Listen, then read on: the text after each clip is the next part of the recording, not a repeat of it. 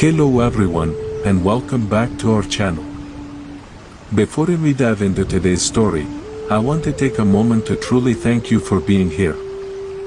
I know there are countless videos you could be watching right now, but you chose to spend your time with me, and that means more than you will ever know. If this story speaks to you, please hit that like button and subscribe to our channel so we can keep telling these stories together.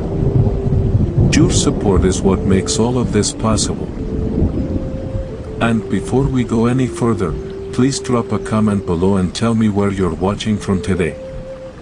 What city? What country? It genuinely means everything to me to know that we have this connection across the world. I read every single comment, and I want to connect with each and every one of you. Now, a quick note before we begin. This story contains fictional elements crafted for entertainment and reflection, and any similarity to actual names or places is purely coincidental. However, every lesson in it is worth carrying with you. With that said, let's begin. The evening of November 14th was unseasonably warm in the small coastal town of Brighton Bay, and Lena Sutherland had decided to take full advantage of it. She had opened every window in the kitchen, allowing the salt-tinged breeze from the harbor to drift through the screens, carrying with it the distant sounds of dock bells and the low murmur of the evening tide. The pasta was almost ready, a simple dish of linguine with clams and white wine, the same recipe she had made 1,000 times over 32 years of marriage. She had set the table carefully, the good porcelain that only came out for special occasions, because 32 years had taught her that when her husband Richard came home from a long day at the bank, the least she could do was meet him halfway. Richard Sutherland was 67 years old. He had spent 40 years as a forensic accountant, following the money through the dark corners of corporate fraud, unraveling schemes that had built pension funds and devastated families. He had interviewed men so skilled at deception that they could maintain eye contact while lying through their teeth about fortunes they had stolen. He had reviewed ledgers so complex that they required 3 different teams of analysts to even begin to untangle. And yet, standing in his kitchen, watching his wife hum softly to the jet station on the small radio she kept on the counter, Richard felt nothing but an almost embarrassing sense of peace. "You are staring again, Richard," Lena said without turning around. She had a gift for sensing his attention, a gift that had only sharpened over the decades. "Guilty as charged," he said, leaning back in his chair and folding his hands behind his head. "Can you blame me? It is an exceptionally good view." She laughed that warm, rich laugh that started somewhere deep in her chest and never quite made it all the way to loud. She turned and pointed the wooden spoon at him with mock severity. 67 years old and still trying to charm your way through dinner. Richard Sutherland, you are an absolute hopeless case. 32 years, Lena. You are only just figuring that out now? She set the steaming pot of pasta on the trivet in the center of the table and sat down across from him, pulling the linen napkin onto her lap. The evening light came through the windows at that particular low angle unique to coastal California in November, the kind of light that turns everything gold and slightly sacred. It caught the silver in her hair, the gentle laugh lines around her eyes, and Richard thought, not for the first time, that Lena Sutherland, at 64, was the most beautiful woman he had ever seen in his life. They talked about the garden, about the camellias along the front path that were finally showing buds after the dry summer. They talked about their neighbor's new puppy, a golden retriever with an excess of enthusiasm and a complete lack of boundaries. They talked about whether they should take the coastal road to Monterey before the holidays or wait until spring when the wildflowers bloomed. It was the kind of conversation that sounds unremarkable to anyone listening from the outside but felt to Richard like the entire point of everything. Then Lena put her fork down. It was a small gesture, so small that another person might not have noticed it.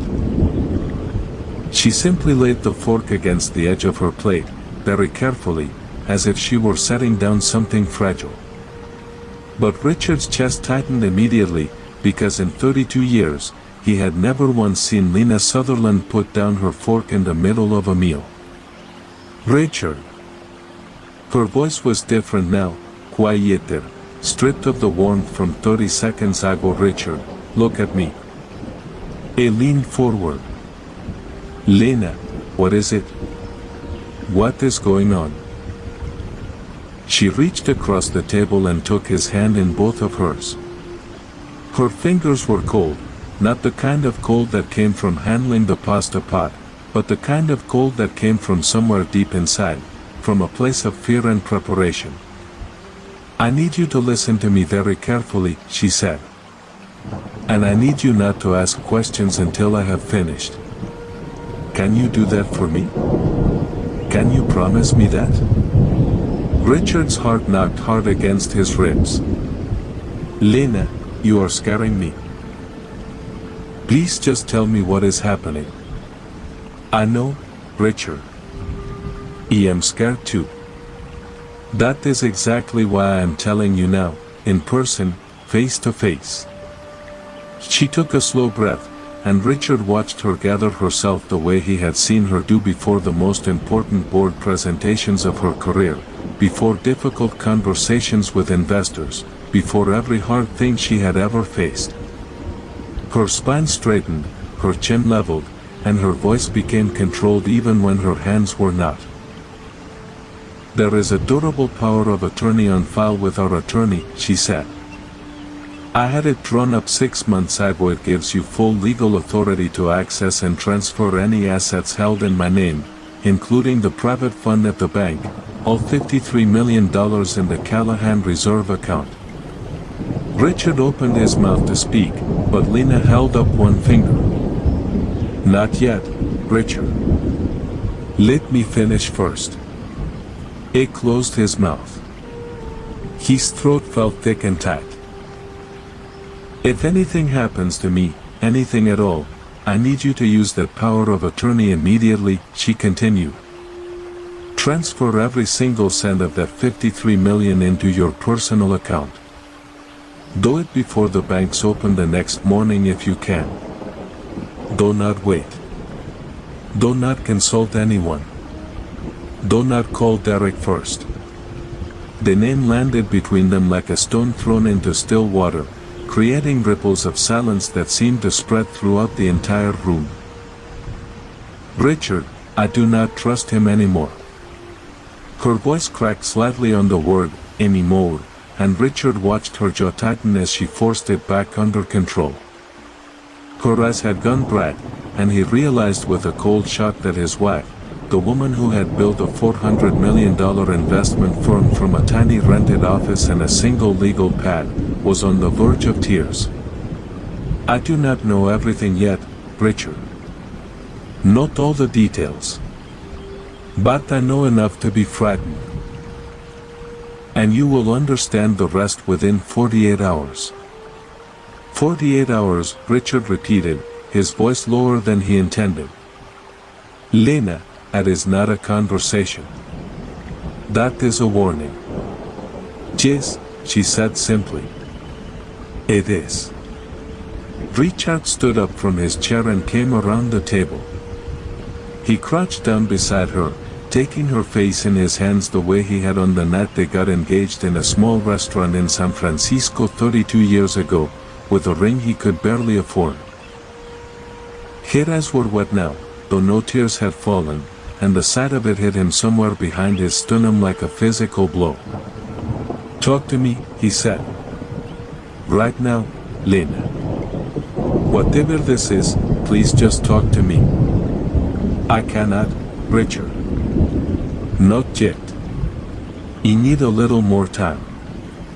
I need things to stay exactly as they are for just a little longer, or else it will not work the way I need it to work." She pulled back and looked at him, and Richard saw something in her expression that he had not seen in 3 decades together. Something raw and exhausted, something deeply and privately afraid. "Just promise me one thing," she said. "Anything. Just promise me this." She stood up and walked to the fireplace mantel. She lifted down a small wooden music box that had sat between the framed photographs for as long as Richard could remember. It was a simple box from the 1940s, walnut with an inlaid rosewood pattern on the lid. Lena had found it in an antique shop in Carmel on their first anniversary, a ridiculous and perfect purchase that had traveled with them through 4 homes in 32 years. She set it on the table in front of Richard. "Do not ever let anyone touch this," she said. "Not Derek, not anyone. Promise me, Richard. Swear to me right now." Richard looked at the music box. He looked at his wife. "I promise," he said. Lena nodded once, and some of the tension went out of her shoulders, as if she had just set down a weight she had been carrying for a very long time. She squeezed his hand one final time, then picked up her fork and finished her dinner. Richard tried to do the same. He could not taste a single bite. That night, Richard lay in the dark and listened to Lena breathe beside him, slow and even, the way she always slept. She slept deeply and completely, as if sleep were something she had decided to commit to fully and without reservation. Richard's own eyes stayed fixed on the ceiling. The digital clock on the nightstand read 2:47 in the morning when he finally heard it. "Richard." Her voice came from the direction of the bathroom down the hall, faint and strained and laced with something that made every hair on the back of his neck stand straight up. It was out of the bed before the word finished leaving her mouth. She was on the bathroom floor. He hit the door frame so hard coming through that his shoulder screamed with pain, but Richard did not feel it, not really, not yet, because every nerve in his body had rerouted itself entirely toward the woman lying on the cold towel, one hand pressed flat against the floor and the other clutching the edge of the vanity cabinet. "Lena. Lena, I am here. I am right here." He dropped to his knees beside her so fast that both kneecaps cracked against the towel, but he did not care. He got his hands under her shoulders and said her name again, louder this time. Her eyes found his, and the relief that moved across her face nearly broke him in half right there on the bathroom floor. "Richard," she said, her voice thin as paper. "Something is wrong. My head. I cannot. I have got you," he said.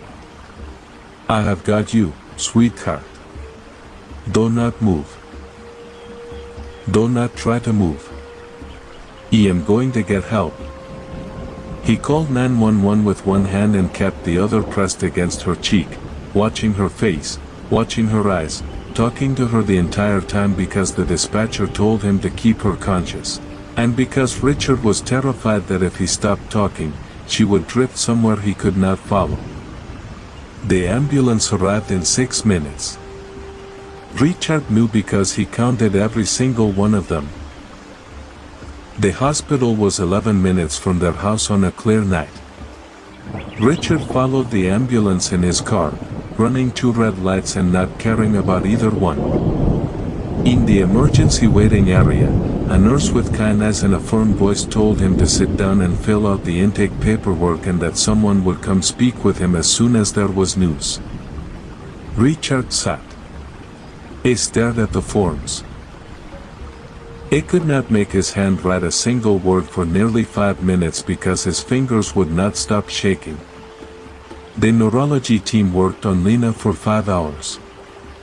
Richard memorized every ceiling tile in that waiting room. He drank 4 cups of coffee that tasted like hot cardboard and ash. He called his oldest friend, Thomas Kirkland, at 5 in the morning and told him what was happening. Thomas, who had never been a man of many words in a crisis, said simply, I am on my way, and hung up before Richard could tell him not to bother. He arrived 45 minutes later with a paper bag of bagels that neither of them touched, and sat beside Richard without saying anything unnecessary, which was exactly what Richard needed from him. The attending physician came to find Richard at 7:06 in the morning. Richard knew from the way he walked, that particular careful pace that doctors learn for delivering news that cannot be delivered any other way. His chest caved in before the doctor even opened his mouth. Mr. Sutherland, the doctor said. I am Dr. Akefer. I am so sorry to tell you this. Richard had interviewed hundreds of people in his career. He had sat across from men who had stolen millions and felt nothing. But when Dr. Akefer told him that Lena Sutherland had suffered a severe hemorrhagic stroke and had not regained consciousness and that the damage was extensive, Richard heard it through a roaring in his ears, like water rushing through a broken pipe. He felt the bottom drop out of the world entirely. Thomas caught his arm before he could slide off the chair and hit the floor. Lena never woke up. She passed at 3:16 in the afternoon on Thursday the 16th of November, with Richard's hand wrapped around hers and Thomas standing just outside the doorway, because Thomas was decent enough to know when a man needed to be alone with his wife. Richard talked to her. He knew she could not hear him, but he talked to her anyway. He told her about the camellias and the trip to Monterey they were going to take in the spring and the way the morning light looked coming through the kitchen windows, the way it always looked when she was standing at the stove. He told her that 32 years had not been enough and that he was not ready. He told her that he was angrier at her for leaving than he had ever been at anyone for anything. And then he told her that he loved her so much that the words felt entirely inadequate. Then he dried his face on the sleeve of his shirt, stood up, and started doing what she had asked him to do. The funeral was held on Sunday the 19th of November at St. Andrew's Episcopal Church on Harbor Avenue, a small stone church with stained glass windows and a view of the harbor that Lena had always loved. The sanctuary filled with people from every chapter of her life. Former colleagues from her early days in venture capital, board members from Sutherland Capital Group, neighbors from the street where they had lived for 20 years, and a group of women from the garden club who had known Lena since before Richard and she had ever met. Derek arrived 20 minutes before the service. Richard had not seen his son in over a month. Derek was 35 years old, with Richard's jaw and Lena's eyes. He was dressed in a dark suit that fit him perfectly, and when he came through the door of the church and saw Richard standing near the altar, he walked toward Richard with his hand already extended, not open for an embrace, but extended the way you reach for someone at a business function. "Dad," Derek said, his grip firm and brief. "I am so sorry." He says we're dry. His voice was measured. Richard searched his face for the boy he had coached through Little League and driven to college and watched grow into a man, and he found him somewhere in there, but he was buried under something Richard could not immediately name. "Thank you for coming, Derek," Richard said, because it was the only thing he could manage without his voice giving way entirely. Vivian appeared at Derek's shoulder like a shadow that had learned to wear designer clothing. She was 34, dark-haired and precise in the way that certain very intelligent people are precise. Nothing wasted, nothing accidental, every gesture perfectly calibrated. She embraced Richard briefly, said, "We are here for you, Richard," in a voice that conveyed exactly the correct amount of sympathy, and then stepped back and tucked her hand through Derek's arm. During the service, Richard watched them. Derek stared at the order of worship in his hands with the focused attention of a man memorizing a document. Vivian looked at the minister, at the flowers, at the other mourners. And Richard realized with a slow building unease that started at the base of his spine and worked its way upward that in the entire hour of the funeral service, Vivian did not once look at the casket. Not once. Afterwards, standing in the reception hall with a cup of tea he did not want, Richard watched Vivian work the room, moving from one cluster of guests to another with fluid efficiency, touching arms, inclining her head, smiling at exactly the right moments. She was performing grief the way a skilled attorney performs sincerity, technically flawless and entirely hollow. That night, after everyone had gone and the house had gone quiet in the particular way that houses go quiet when someone who used to fill them is gone for good, Richard sat at the kitchen table with the durable power of attorney document in front of him and Lena's voice in his head. Transfer the entire $53 million. Do it before the banks open the next morning if you can. Richard picked up the phone. He called their estate attorney, a man named Harold Bauer, at his personal number, and he told him what Lena had asked him to do.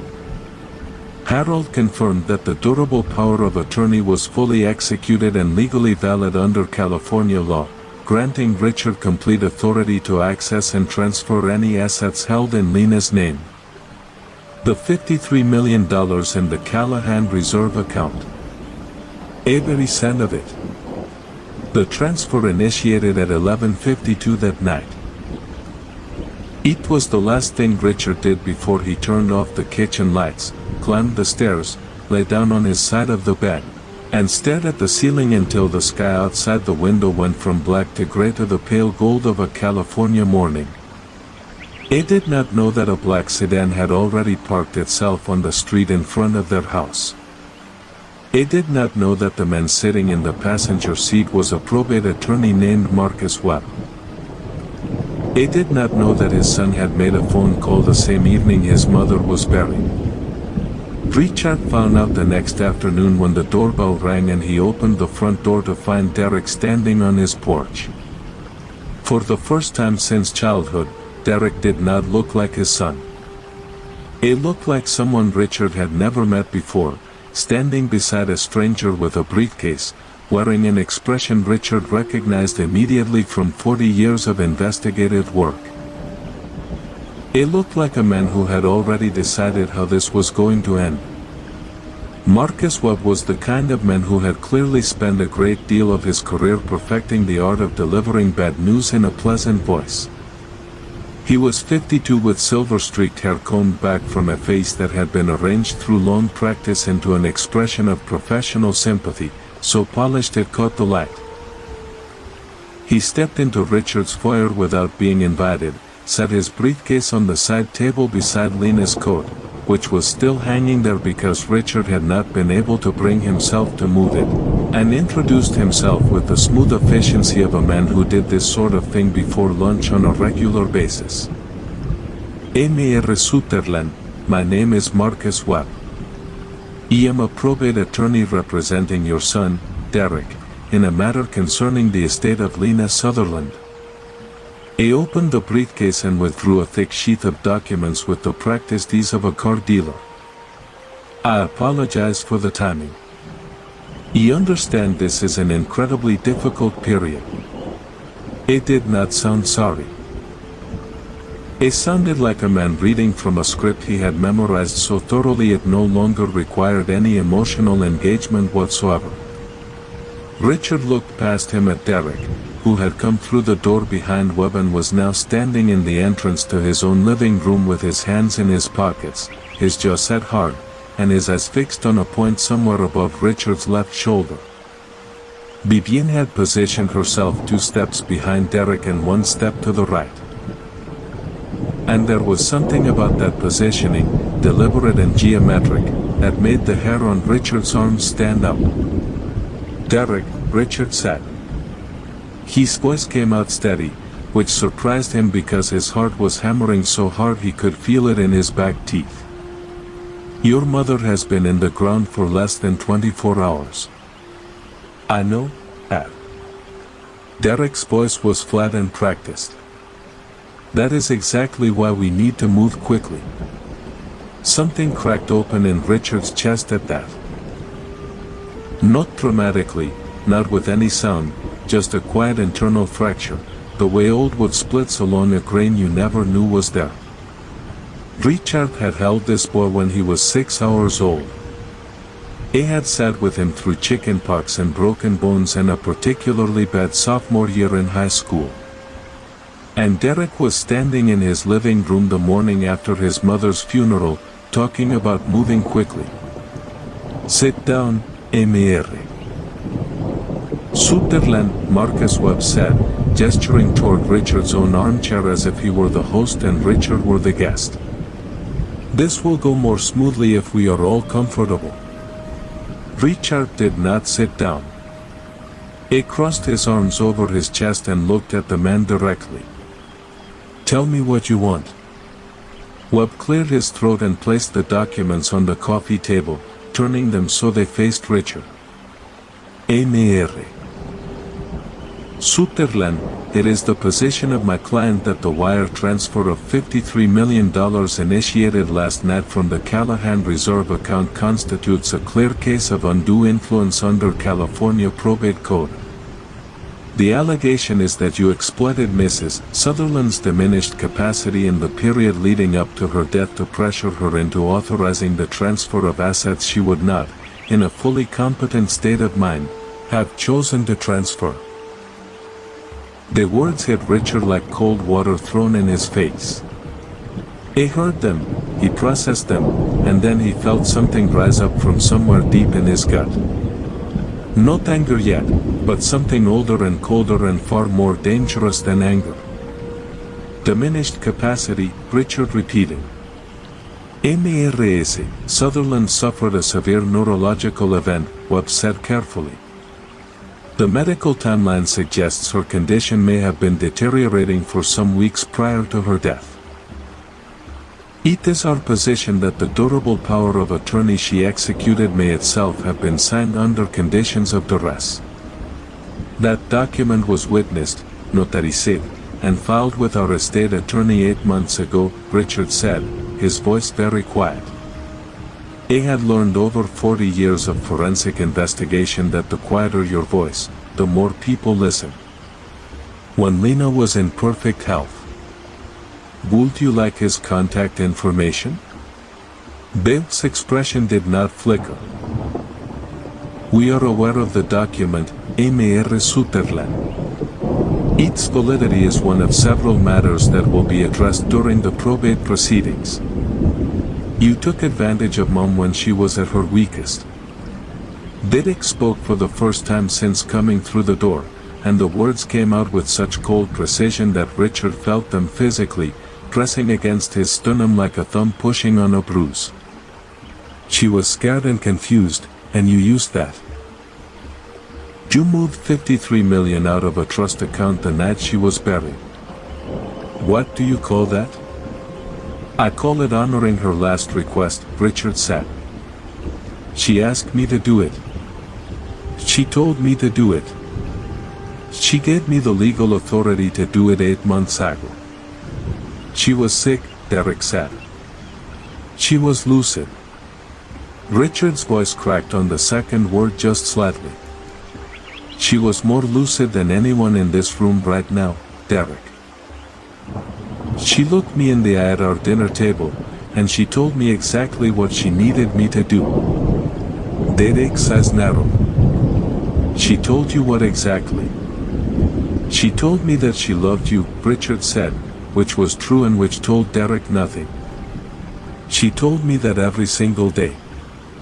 Vivienne stepped forward for the first time. She moved with the unhurried confidence of someone who had already calculated every variable in a room and found them all acceptable. She placed one hand lightly on Derek's arm, not affectionately, but precisely the way you place your hand on a door to keep it from swinging too far open. Richard, she said, using his first name with a familiarity that felt like a small violation. We do not want this to become adversarial. We genuinely do not. Derek is grieving. We all are. But the board of Sutherland Capital has a fiduciary responsibility. With a transfer of this magnitude happening within hours of Lena's death, we simply cannot allow it to go unexamined. Then examine it, Richard said. Through the proper legal channels, with proper notice. Not in my living room the morning after my wife's funeral. Marcus Webb was already pulling another document from his briefcase. Mr. Sutherland, I am afraid the timeline does not allow for that courtesy. This is an emergency ex parte order issued this morning by the Los Angeles Superior Court Probate Division. He set it on the coffee table with the deliberate care of a man laying down a winning hand. It freezes all assets currently under dispute, including the $53 million transferred last night, pending a full probate investigation. It also temporarily suspends your signatory authority over any accounts connected to the estate of Lena Sutherland. Richard picked up the document. His hands were steady. He was proud of that. He read the first 2 pages carefully, the way he had been trained to read documents, not for the language you expected to find, but for the language you did not. The freeze was real. The order was genuine. A Superior Court judge had signed it at 9:12 that morning, less than 8 hours after Richard had initiated the wire transfer. They had filed before the banks even opened. There is also the matter of the property, Webb continued, and his voice had taken on the particular tone of a man saving the worst for last. The Bratton Bay property. The house is held in a revocable trust, of which Derek is named as primary beneficiary. Given the circumstances and the pending investigation, my client has a fiduciary obligation to secure the premises. You will be required to vacate the property within 72 hours. The living room seemed to tilt slightly on its axis. This is my home, Richard said. Lena and I have lived in this house for 20 years. The trust documentation is quite clear, Webb said, not unkindly, worse than unkindly, indifferently. I can provide you with copies if you would like to review them with your own counsel. Derek finally looked at Richard directly, his mother's as in his father's face, looking at Richard like he was a problem to be managed. I am sorry it has to be this way, Dad, he said, and Richard searched the words for something genuine inside them and found nothing but carefully constructed syntax. Richard looked at his son for a long moment. Then he looked at Vivian, who was watching him with an expression of perfectly composed concern, and whose eyes gave away absolutely nothing. Then he turned and walked to the fireplace mantel. The small wooden music box sat between 2 framed photographs, one of Lena and Richard on their wedding day, one of the 3 of them at Derek's college graduation. Richard lifted it down carefully, turned it over once in his hands, and slid it into the inside pocket of his jacket. He heard Vivian make a small sound. Not a word, not quite, just a sharp involuntary intake of breath. Richard turned back around. Vivian was looking at the music box, or rather at the place in Richard's jacket where the music box had disappeared, and something had moved behind her eyes.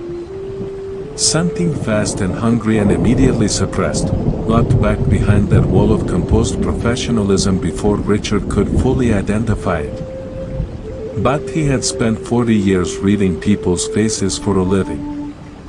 He had seen it. I will be out within 72 hours, Richard said. I will expect formal written communication through proper legal channels for anything further. He walked to the front door and opened it. Marcus Webb gathered his documents. Derek moved toward the exit without looking at Richard again. Vivian was the last to leave, and as she passed Richard in the doorway, close enough that he could smell her perfume, she glanced down at his jacket pocket one more time. Used once, quick as a blink. Then she was gone, and Richard was standing alone in the house where his wife had hung alone to just 2 nights ago, holding a door open to the empty afternoon. The motel room cost $53 a night, cash only, which was convenient because cash was the only thing Richard had left. He sat on the edge of the bed and counted what was in his wallet. $93 and some change. A credit card that had been frozen since 9 that morning. A driver's license with an address he was no longer legally permitted to sleep at.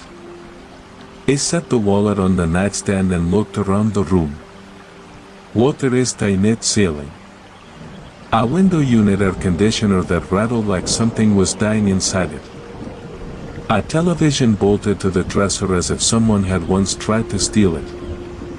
3 days ago, Richard had been eating linguine with clams in his dining room, drinking a glass of Napa Cabernet, listening to his wife hum jazz in the kitchen.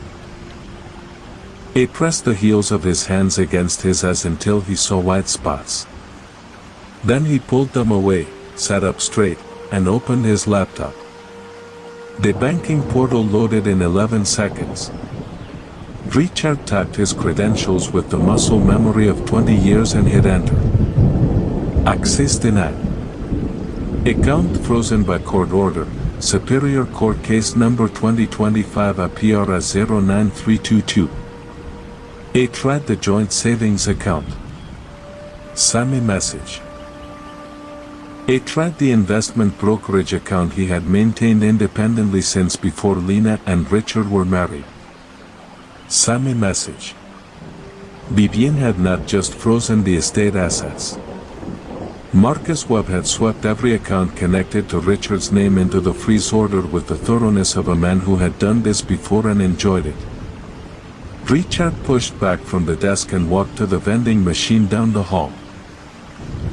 He fed a crumpled $5 bill into the slot, bought a pack of peanut butter crackers and a bottle of water, and stood in the fluorescent-lit corridor eating crackers that tasted like salted cardboard while a stranger's television murmured through the wall beside him. He was 67 years old. He had a master's degree in financial forensics. He had spent 40 years as a forensic accountant. He had personally overseen the prosecution of 14 major corporate fraud cases resulting in a combined 53 years of prison sentences.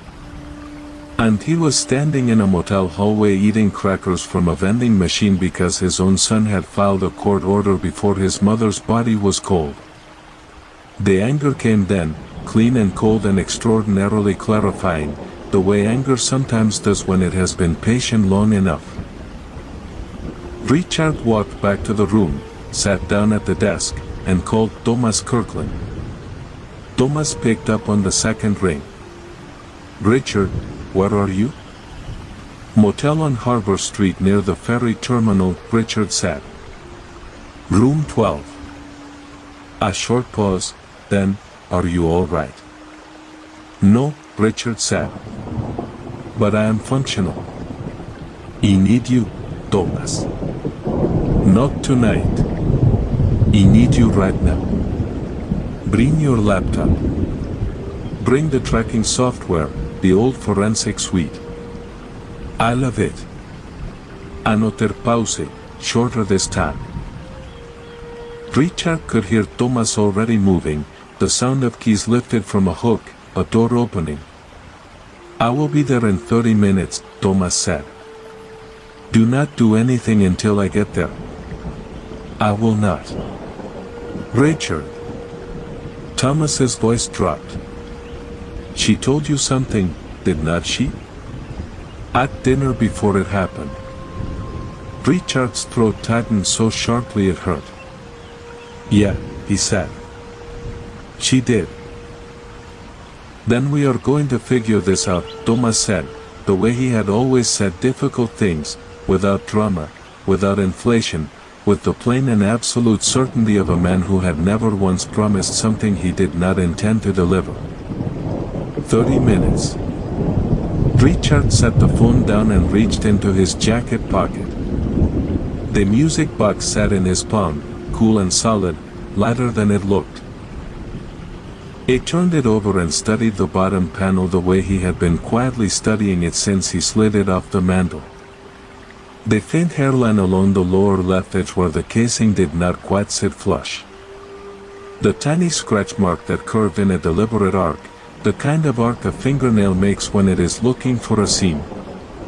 Lena had hidden something inside it. Richard was certain of that now. And someone else knew it too, because when he had returned to the motel room 20 minutes earlier, the door had been unlocked. He had locked it himself when he left. The deadbolt had been disengaged from the inside, which meant whoever had come through had either picked the lock or used a key from the front desk. Nothing was missing. Nothing appeared disturbed, but the zipper on his duffel bag was open 2 inches further than he had left it, and the pillow on the left side of the bed had been moved. They had been looking for something small.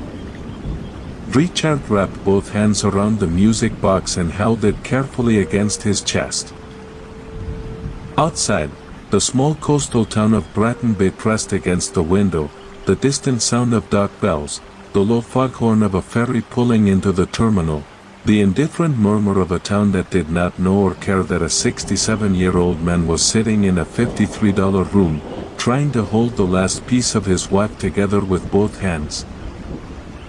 Thomas Kirkland arrived in 32 minutes, which meant he had driven from Pasadena to Bratton Bay in traffic that should have taken at least 45. He knocked twice, that old signal from 40 years of working cases together. 2 knocks close together, and 1 knock delayed. When Richard opened the door, Thomas looked him over the way a doctor looks at a patient he is trying not to alarm. "You look terrible," Thomas said, stepping inside and setting a canvas bag on the dresser. "Thank you, Thomas. I mean it in the medical sense." Thomas pulled 2 cups of coffee from the bag, set one in front of Richard, and started unpacking his laptop with the efficient movements of a man who had assembled a field workstation in worse places than a $53 motel room. "Sit down before you fall down. You have got that look you used to get on the second day of a stakeout." Richard sat. He wrapped both hands around the coffee cup and felt the warmth move up through his palms and into his wrists. Something in his chest unclenched by a fraction of a degree.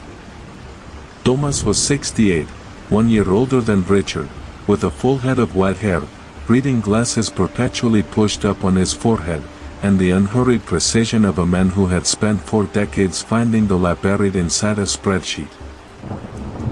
They had worked together at the Financial Crimes Enforcement Division for 22 years before Thomas had moved to the private sector, and Richard had taken early retirement to be with Lena.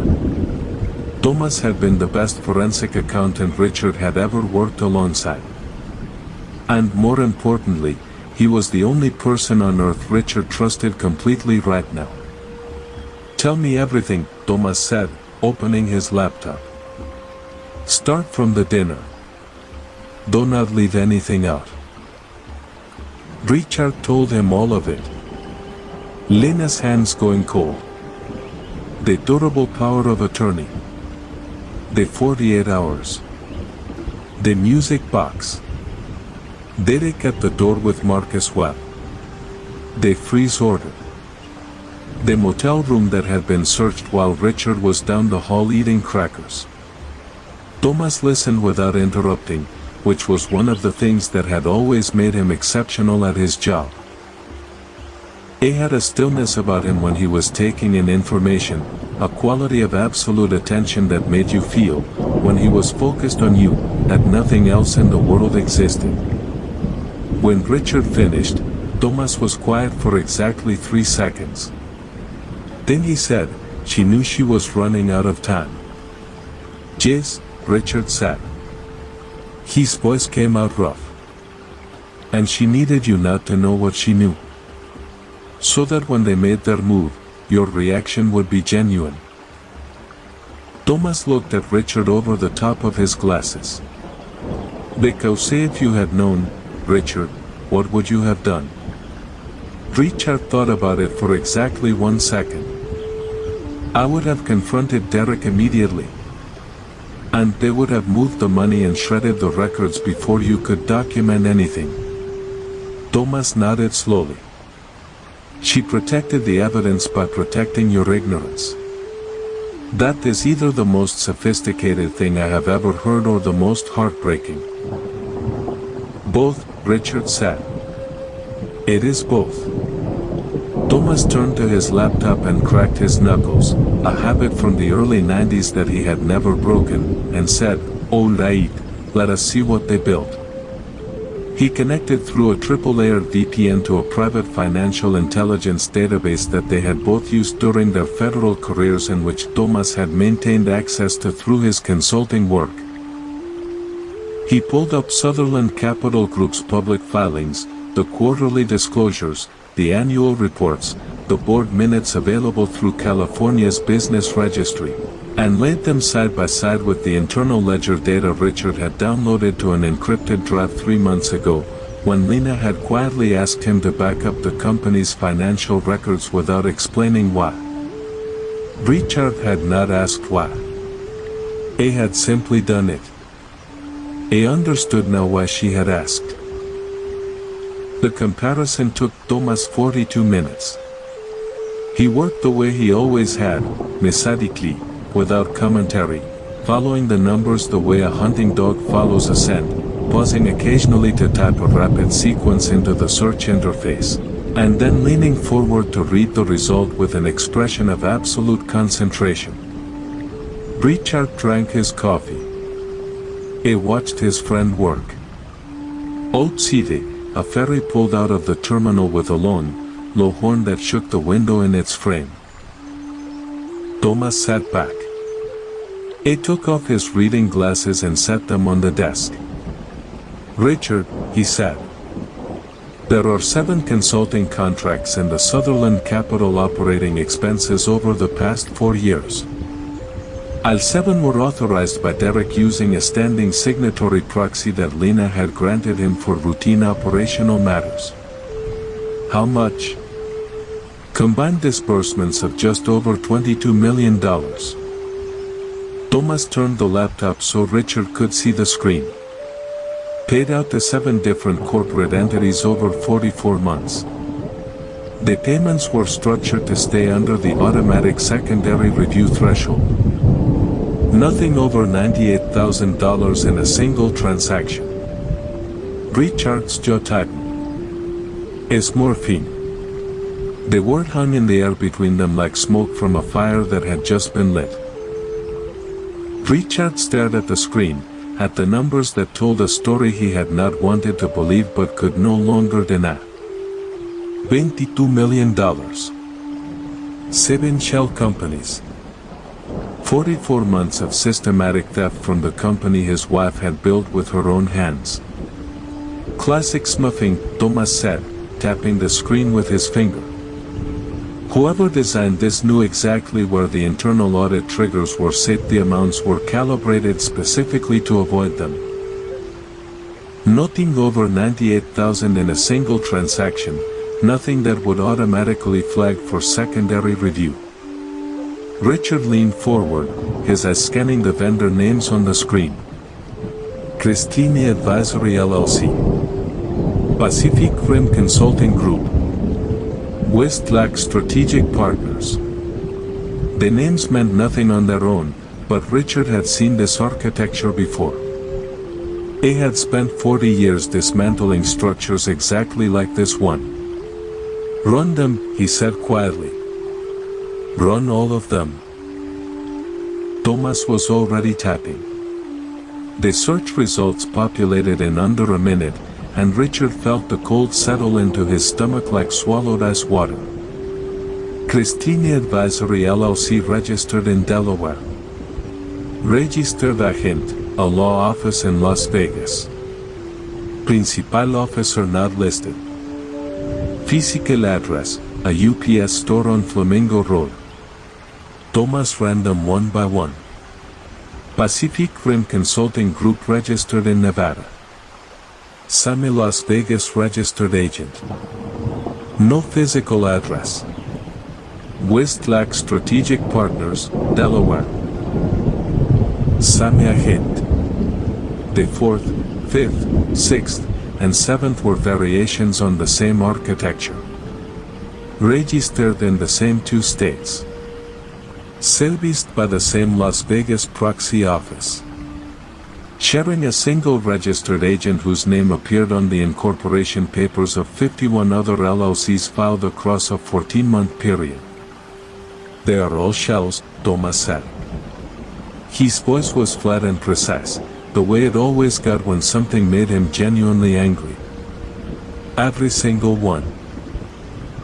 No employees, no operations, no physical presence. They exist entirely on paper to receive payments and pass them through to. A stopped. Thomas's jaw tightened, and Richard watched his oldest friend's fingers move across the keyboard with the focused intensity of a man following a trail he already knew was going to lead somewhere dark. Richard, Thomas said, and his voice had changed, gone quieter and more careful. I need you to brace yourself. I have been braced since Thursday morning, Richard said. Just tell me, Thomas. Thomas turned the laptop around again. On the screen was a corporate registry result from the state of Georgia. The search term at the top of the page read Vivian Stafford, formerly Vivian Calloway. The result showed a securities fraud investigation opened in 2015 by the Georgia Secretary of State's office. Closed 14 months later. Recent foreclosure, primary witness recanted testimony. Richard stared at the screen. His coffee cup had gone cold in his hand, and he set it down very carefully on the nightstand, the way you set something down when your hands are not entirely steady and you do not want anyone to know. She has done this before, Richard said. His voice was barely above a whisper. Yes, Thomas said. She has. Richard felt the room tilt slightly on its axis. He thought about the first time Derek had brought Vivian home for dinner, more than 4 years ago now. The way Derek had looked at her across the table with that particular helpless adoration of a young man who has never been loved the way he wanted to be loved. Richard had liked her that night. She had been charming and curious and attentive in exactly the right proportions. He understood now that those proportions had been calculated. Keep going, Richard said. Follow the money out of the shells. You need to see where it ends. Thomas traced the disbursements forward through the 7 LLCs. The funds did not stay in the shell accounts. They moved quickly, in fragmented amounts, through a secondary layer of holding companies registered in Panama. From Panama, the capital fractured further into a dozen private accounts distributed across 4 Swiss banks before reconsolidating in a single master trust account registered in the Cayman Islands. The Cayman Trust, Thomas said, and his voice carried the particular weariness of a man who had seen this structure before and never enjoyed finding it completely legal from the outside. Nearly impossible to pierce without an international subpoena. Nearly, Richard said. Thomas smiled for the first time all night. I smiled, that smile that did not reach his eyes but contained within it 40 years of professional stubbornness. He reached into his canvas bag and pulled out a secondary drive containing proprietary decryption software he had developed during his years at the Financial Crimes Enforcement Division and quietly retained the license for after retirement. Richard did not ask whether he was supposed to still have it. So many questions were better left unasked between old friends. The software worked through the Cayman Trust's back-end registration for 27 minutes while Thomas and Richard ate the peanut butter crackers Richard had left over from the vending machine. They did not talk about anything important during those 27 minutes. They talked about Thomas's grandchildren and the new deck he was building on his house and the unusual weather patterns that had been affecting the coast that year. They talked about everything except what they were both thinking about, because some things need to be approached sideways, with patience and silence, before they can be faced directly. Then the screen populated with a trust incorporation document, and Thomas leaned forward and read the beneficiary listing aloud. His voice was completely flat when he did it, the flatness of a man keeping his professional composure by deliberate effort. Primary beneficiary, Cayman Island Trust Number 774AB, Derek Allen Stafford and Vivian Marie Stafford jointly held. Controlling interest, 60% Vivian Marie Stafford. 40% Derek Allen Stafford. Richard stood up from the desk and walked to the window. He looked out at the parking lot, the sodium orange glow of the streetlights, a pickup truck idling at the far end, a seagull picking at something near the dumpster with the dedicated focus of a creature that had given up on dignity entirely. His chest felt hollowed out and very large, the way a room feels after all the furniture has been removed. $22 million stolen from Lena's company. Derek's digital signature on every approval. Vivian's fingerprints on the architecture of every shell, every holding company, every layered account between here and the Cayman Islands. And Lena had known. Lena had sat across from him at their dinner table with cold hands and frightened eyes and known all of this. Known that her son's name was on it. Known that his wife had engineered it. Known that the company she had built from nothing was being quietly dismantled from the inside. And she had not told Richard because she had needed him to find it himself. Because the evidence gathered by a retired forensic investigator who stumbled onto it organically was infinitely more valuable in a federal courtroom than evidence handed over by a grieving wife who might be accused of having her own motivations. She had protected the case by stepping out of it. Richard's throat burned. He pressed his forehead against the cold glass of the window and breathed through it. Richard. Thomas's voice came from behind him. Your phone. Richard turned around. His phone was lit up on the nightstand, buzzing with an incoming notification, then another, then three more in rapid succession. He crossed the room and picked it up. Derek had gone live on Instagram 37 minutes ago. The notification count was already in the thousands.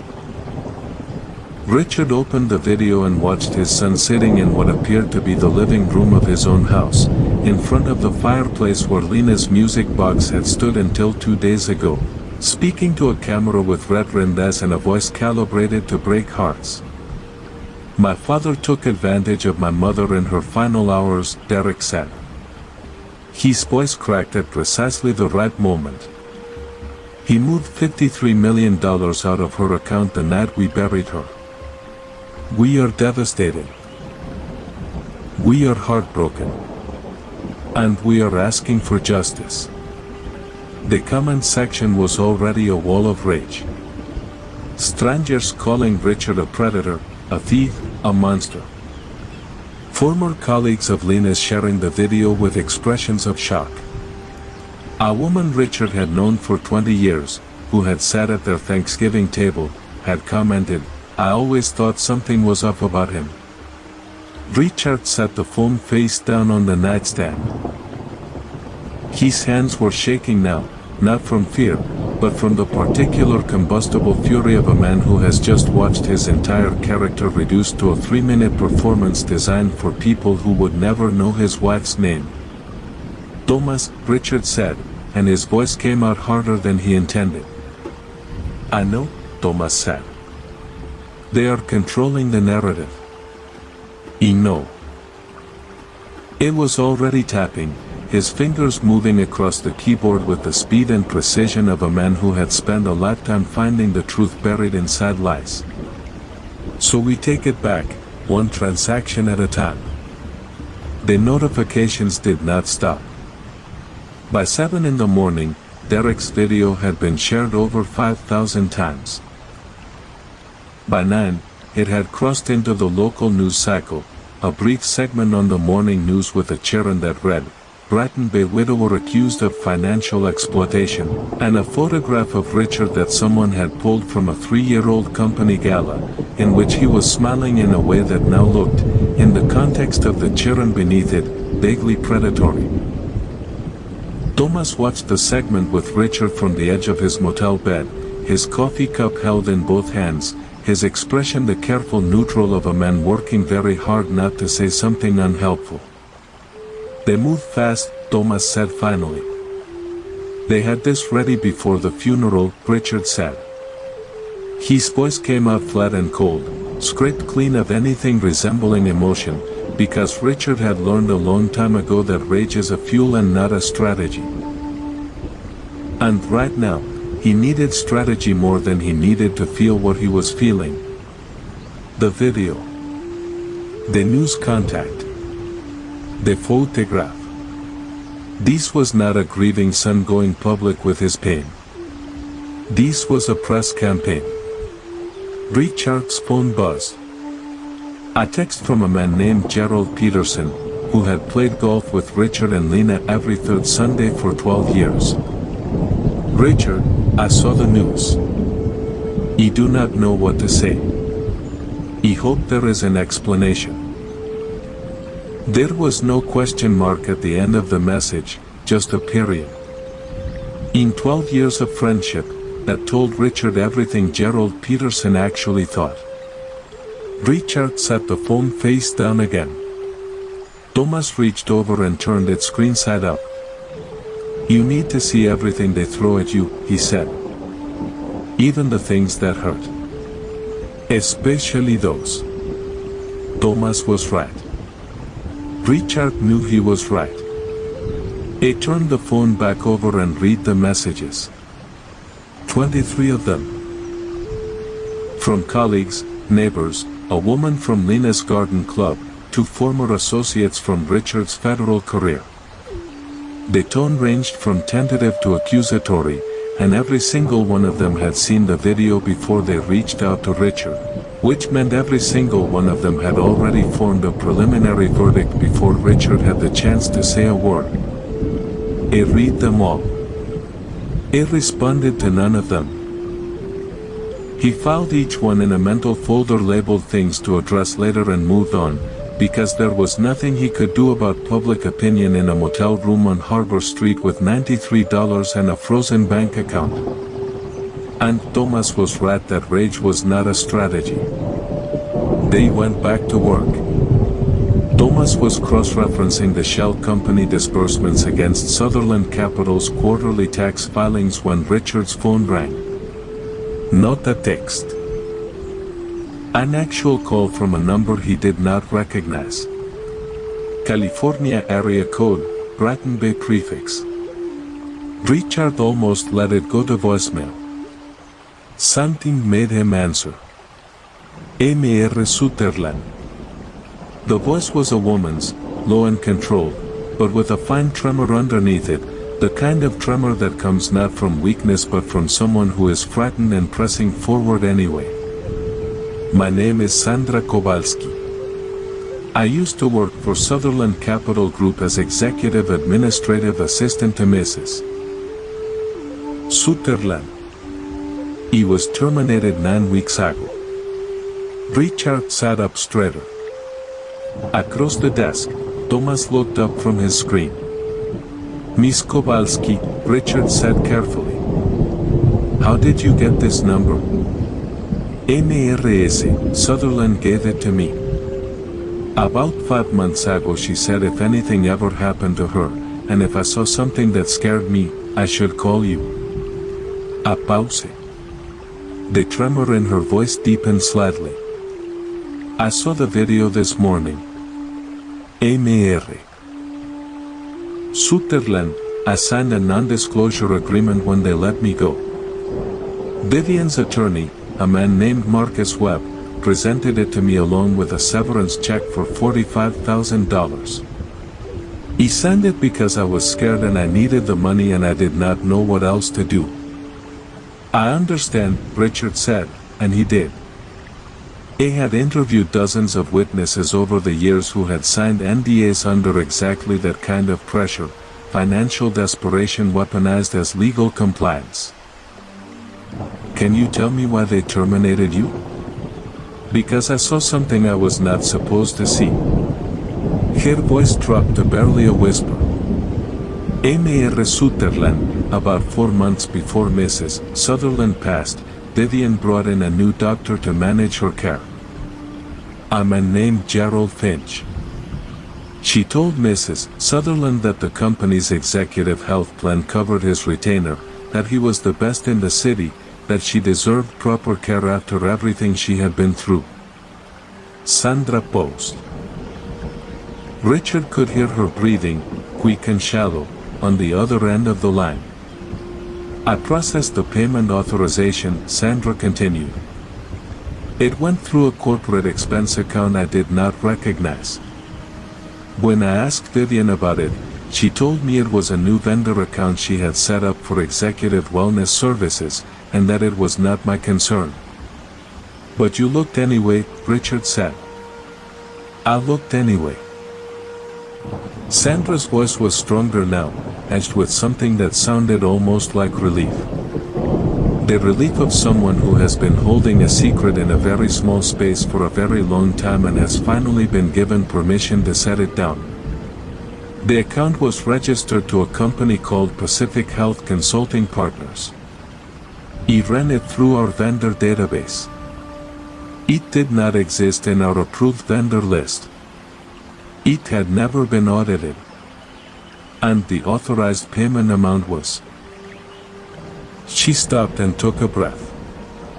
$1.8 million for a one-year medical consulting retainer. Thomas had put down his coffee entirely. He was watching Richard with the focused stillness of a hawk on a fence post. Miss Kowalski, Richard said. Did you ever see Dr. Finch and Vivian together outside of a medical context? Once, she said immediately, as if she had been waiting for exactly this question. 7 weeks before I was let go, they met in the small conference room on the 14th floor. The one without cameras. He was walking past and the door was not fully closed. He could not hear what they were saying, but I saw them. They were not talking about Mrs. Sutherland's health, Mr. Sutherland. The body language was wrong. It looked like a business meeting between two people who already had a deal in place and were checking on the status of a deliverable. The word landed in the room like something dropped from a great height. Richard kept his voice level with the focused effort of a man who has spent 40 years not letting suspects see his reactions. Miss Kowalski, I want to ask you something, and I need you to be completely honest with me. Yes, sir. Do you have any documentation? Anything at all? Emails, payment records, calendar entries, anything with your name or Vivian's name or Dr. Finch's name on it. The pause that followed lasted 5 full seconds, long enough that Richard thought she might have disconnected. Then, I have screenshots, she said quietly.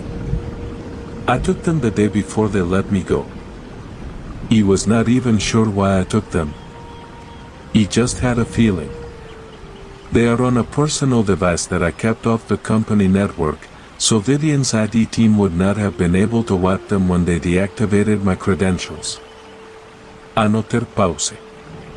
There is an email, Mr. Sutherland. Between Vivian and Dr. Finch, sent 22 days before Mrs. Sutherland passed. Richard's heart was hammering against the inside of his chest so hard he could feel it in his fingertips. What does it say? Sandra's voice, when it came, was barely above a whisper. It says the timeline needs to move faster. We are running out of room. The motel room felt very small suddenly. The rattling air conditioner, the buzzing light, the distant sound of the ferry terminal, all of it receded until there was only the phone in Richard's hand and the voice of a frightened woman who had held on to something terrible for 3 months because she had not known what else to do with it. Richard looked at Thomas. Thomas had gone completely still, both hands flat on the desk, his face the color of old paper. "Miss Kowalski," Richard said, and he had to stop and clear his throat before he could continue, because something was pressing very hard against the back of it. "I need you to meet with me in person today if possible. Can you do that?" "Yes," she said. "Tell me where."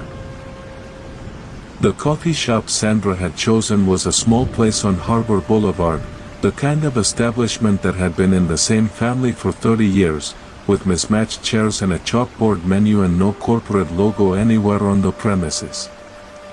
She had picked the corner booth farthest from the window. When Richard and Thomas walked in at 11:15, she was already there, seated with her back to the wall and a cup of untouched tea cooling in front of her. She was 47, with dark circles under her eyes that no amount of concealer had fully addressed, and the careful, watchful posture of someone who had been looking over her shoulder for 2 months. She was wearing a gray cardigan and holding her phone in both hands, the way people hold things when they need something to grip. When she saw them, she exhaled a long, shaking breath that she tried to disguise as a cough and did not entirely succeed. "Mr. Sutherland," she said, starting to rise. "Please do not get up." Richard slid into the seat across from her. Thomas took the chair at the end of the table, angling himself so he could see both the door and Sandra simultaneously, an old habit from their fieldwork days that neither of them had ever quite unlearned. "Thank you for meeting us. I know this took courage." Sandra's eyes filled immediately. Not spilling over, just filling the way eyes do when someone has been holding something difficult for a long time and suddenly receives a small unexpected kindness. She pressed her lips together and nodded. "Mr. Sutherland was good to me," she said. She was good to everyone who worked for her. She remembered birthdays. She learned the names of people's children. Sandra looked down at her tea. When Vivian started running the administrative operations, which happened gradually over about 18 months, so gradually you almost did not notice until it was already done, everything changed. The way people were spoken to. The way information was controlled. Who had access to what? She looked back up at Richard. "Mr. Sutherland noticed. He could see it on her face in meetings. But she never confronted it directly, and I did not understand why until later." "She was building a case," Richard said. "Yes." Sandra's voice cracked on the word. "I think she was protecting all of us too. If she had moved against Vivian too early, without enough evidence, Vivian would have found a way to discredit her. And Vivian is." Sandra paused, choosing her words with the care of someone who had thought about this conversation many times. "She is very good at making other people look unstable. It is one of the things she does." Thomas leaned forward slightly. "Miss Kowalski, you mentioned screenshots. Can we see them?" Sandra reached into her cardigan pocket and produced a phone. Not her regular phone, Richard noticed, but an older model, the kind you keep in a drawer for emergencies. She unlocked it and slid it across the table to Richard. The screenshots were organized in chronological order, the way someone organizes evidence when they are not yet sure what it is evidence of but sense that organization will matter later. There were 14 of them. The first 7 were payment authorization records, internal documents showing the disbursements from the corporate expense account to Pacific Health Consulting Partners, Dr. Finch's shell company, over a period of 8 months.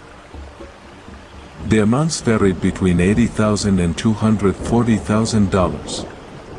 H1 bore Vivian's digital authorization signature. The 8th screenshot was a calendar entry from Vivian's corporate calendar.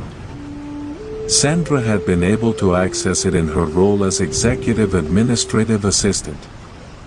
The entry was titled Medical Coordination GF and was logged for a Tuesday afternoon in the small conference room on the 14th floor, the one without security cameras. The NANT was a pharmacy dispensing record attached to Lena's patient file in the company's health management portal. It showed that Dr. Finch had modified Lena's anticoagulant medication 4 weeks before her death, discontinuing her established prescription and replacing it with an alternative compound whose name Richard did not recognize. He took a photograph of the name with his own phone and sent it to Thomas, who typed it into his laptop immediately. The 10th and 11th screenshots were internal email chains, routine correspondence that Sandra had flagged because Vivian's name appeared on them in an unusual context, approving medical decisions that should have gone through Lena's own physician. The 12th through 14th screenshots were the email. It was sent from Vivian's corporate account to an external address that Thomas identified in under 30 seconds as belonging to a domain registered to Pacific Health Consulting Partners. The timestamp showed it had been sent on the 23rd of September, 22 days before Lena died. The body of the email contained 4 lines. Hiral, the board presentation has been moved up. Margaret is asking more questions than expected about the Q3 disbursements. The timeline needs to move faster. We are running out of room. Richard read it 3 times. His hands were perfectly steady on the table.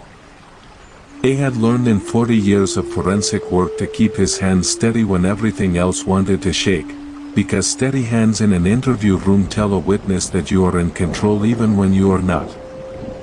And Sandra needed to see that he was in control. But his chest felt like something inside it had been struck very hard and was still vibrating. Thomas turned his laptop around. The screen showed the FDA Silver's event reporting database, a publicly accessible record of medications flagged for serious cardiac complications. The drug Dr. Finch had prescribed to replace Lena's anticoagulant was listed with a black box warning, significantly elevated risk of hemorrhagic stroke in patients with prior arterial compromise. Lena had suffered a mild arterial event 16 months before she died. It was in her medical history. Any physician who had reviewed her file would have known. Dr. Finch had reviewed her file. Dr. Finch had known. Miss Kowalski. Richard's voice came out steady. I was proud of that. I need to ask you something important, and I want you to understand that your answer will not change how seriously I take what you have already shown me. Sandra straightened her spine. Go ahead. The NDA you signed. Though you understand that a non-disclosure agreement cannot legally prevent you from reporting evidence of criminal activity to law enforcement or federal investigators? Sandra blinked. Something shifted in her expression. A loosening. A release of something that had been held very tight for a long time. I was not sure, she said. Marcus Webb, when he presented the agreement, he implied that talking about anything related to my employment could expose me to liability. That is a misrepresentation of the law, Thomas said, his voice carrying the particular calm authority of a man who has testified in federal court enough times to know exactly what he is talking about. An NDA can restrict disclosure of proprietary business information. It cannot and does not restrict your cooperation with a criminal investigation. If Mr. Webb told you otherwise, that itself may constitute witness tampering. Sandra's eyes went wide. Then, Slowly, the muscles around her jaw unclenched for what looked like the first time in weeks. "Mrs. Sutherland told me you were good at this," she said, looking at Richard.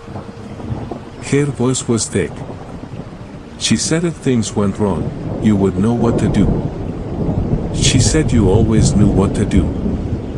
The words hit Richard somewhere below the rib cage, in the soft place where grief lives when it is not announcing itself. It kept his expression level. It breathed through it. "She gave me too much credit," Richard said quietly. "No, Mr. Sutherland." Sandra shook her head, and now the tears did spill, one on each side, moving quickly down her face, which she did not wipe away. "No, she did not." Thomas closed his laptop. He looked at Richard across the table with the expression he had always used at the end of a long operation, when the evidence was finally in hand and the next move was clear.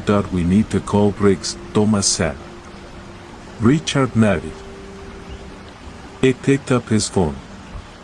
It was time to bring in the FBI. They drove back to the motel in Thomas's car with the windows down.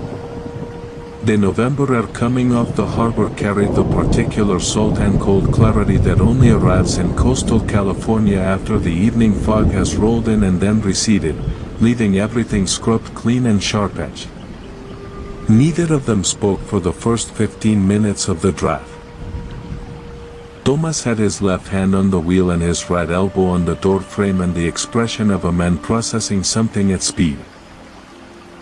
Richard watched the storefronts on Harbor Boulevard give way to the industrial corridor near the ferry terminal and thought about a woman who had remembered her employees, Berstas, who had learned the names of their children, who had spent the last months of her life quietly documenting her own son's crimes while continuing to go to work every morning and sit in board meetings and review quarterly reports and act for all the world as if everything was fine.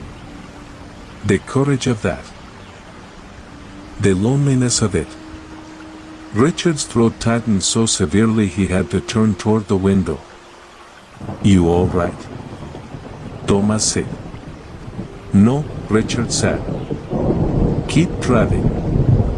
Back at the motel, Thomas set up the laptop while Richard transferred Sandra's screenshots from his phone to the encrypted drive. The process took 7 minutes.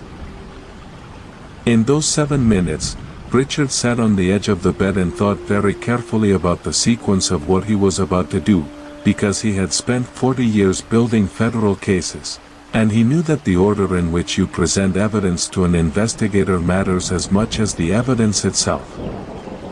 Then he picked up his phone and called Thomas Briggs.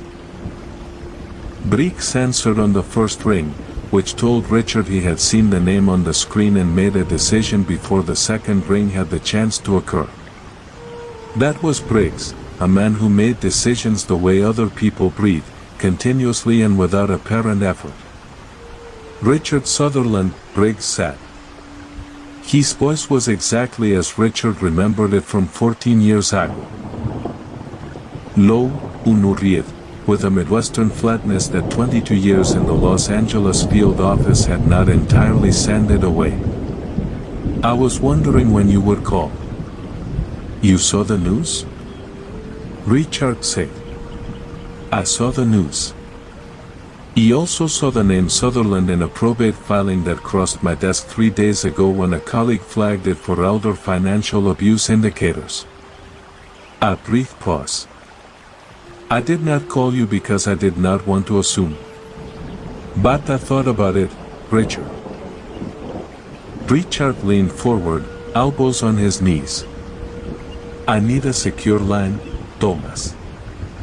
The quality of Briggs's silence changed immediately, a shift Richard would not have been able to describe to anyone who had not spent years reading the silences of federal investigators, but which was unmistakable to him. It was the silence of a man who has just moved from personal conversation to professional mode, a door closing softly between one version of the interaction and another. "Give me 5 minutes," Briggs said. "I will call you back on the encrypted channel." He called back and forth. Richard put him on speaker so Thomas could hear and laid out the entire case from the beginning. The shell companies. The Cayman Trust. The $22 million. The Georgia fraud investigation. Sandra Kowalski. Dr. Gerald Finch.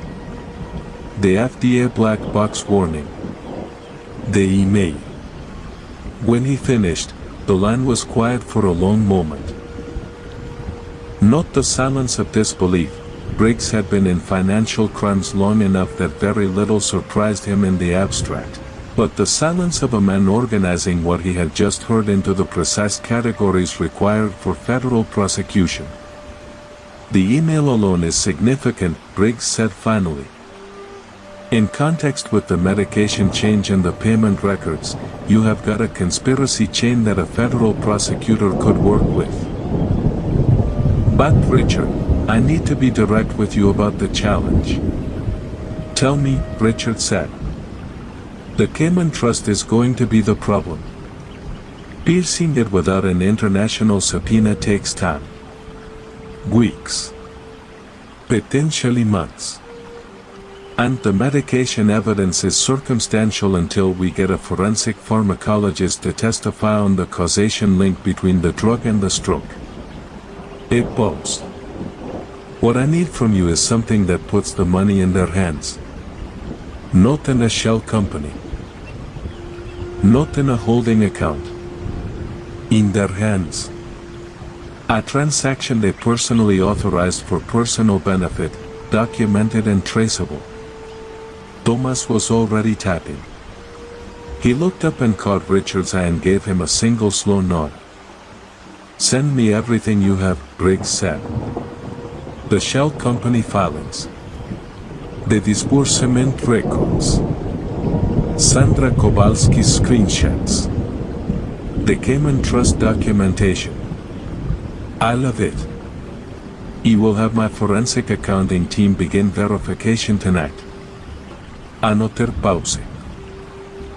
And Richard, do not approach Derek or Vivian directly. Not yet. If they realize how much you have, they will move the remaining assets, and you will lose the paper trail.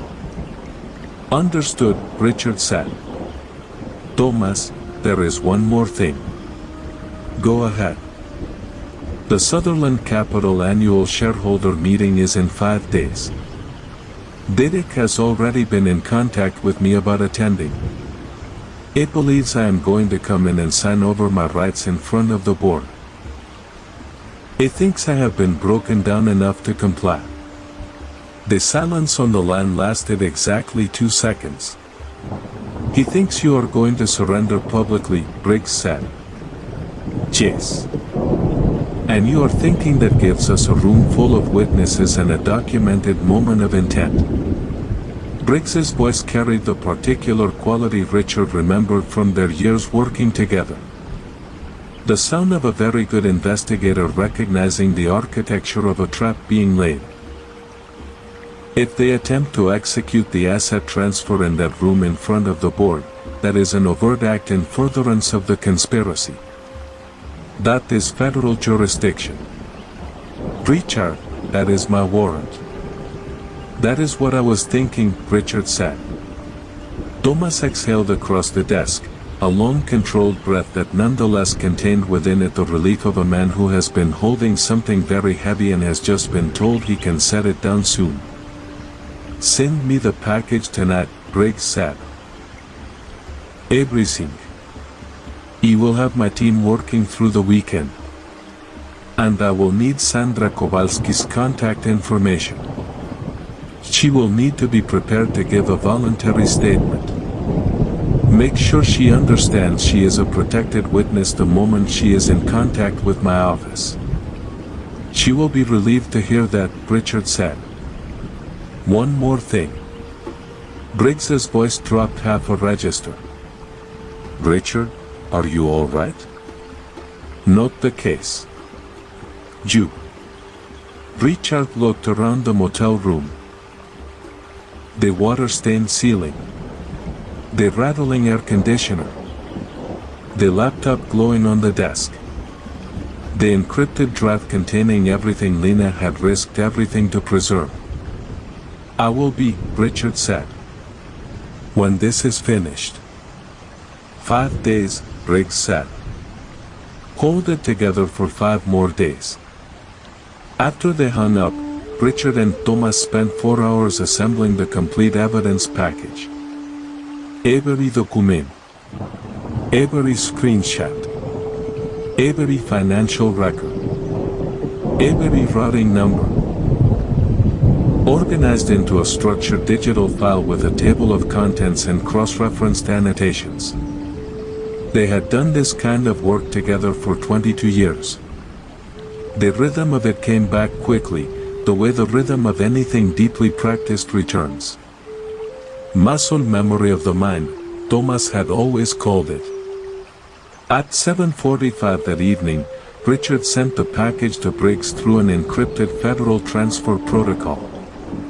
At 8:11, Briggs sent back a single line, "Package received. Verification begins tonight. Stand by." Richard set the phone down on the nightstand. The motel room was dark except for the glow of the laptop screen and the orange wash of the parking lot lights coming through the gap in the curtains. Thomas was packing up his canvas bag, moving with the efficient quiet of a man who understood that the next 5 days would require everything both of them had. "You should try to sleep," Thomas said. "I know." "Richard."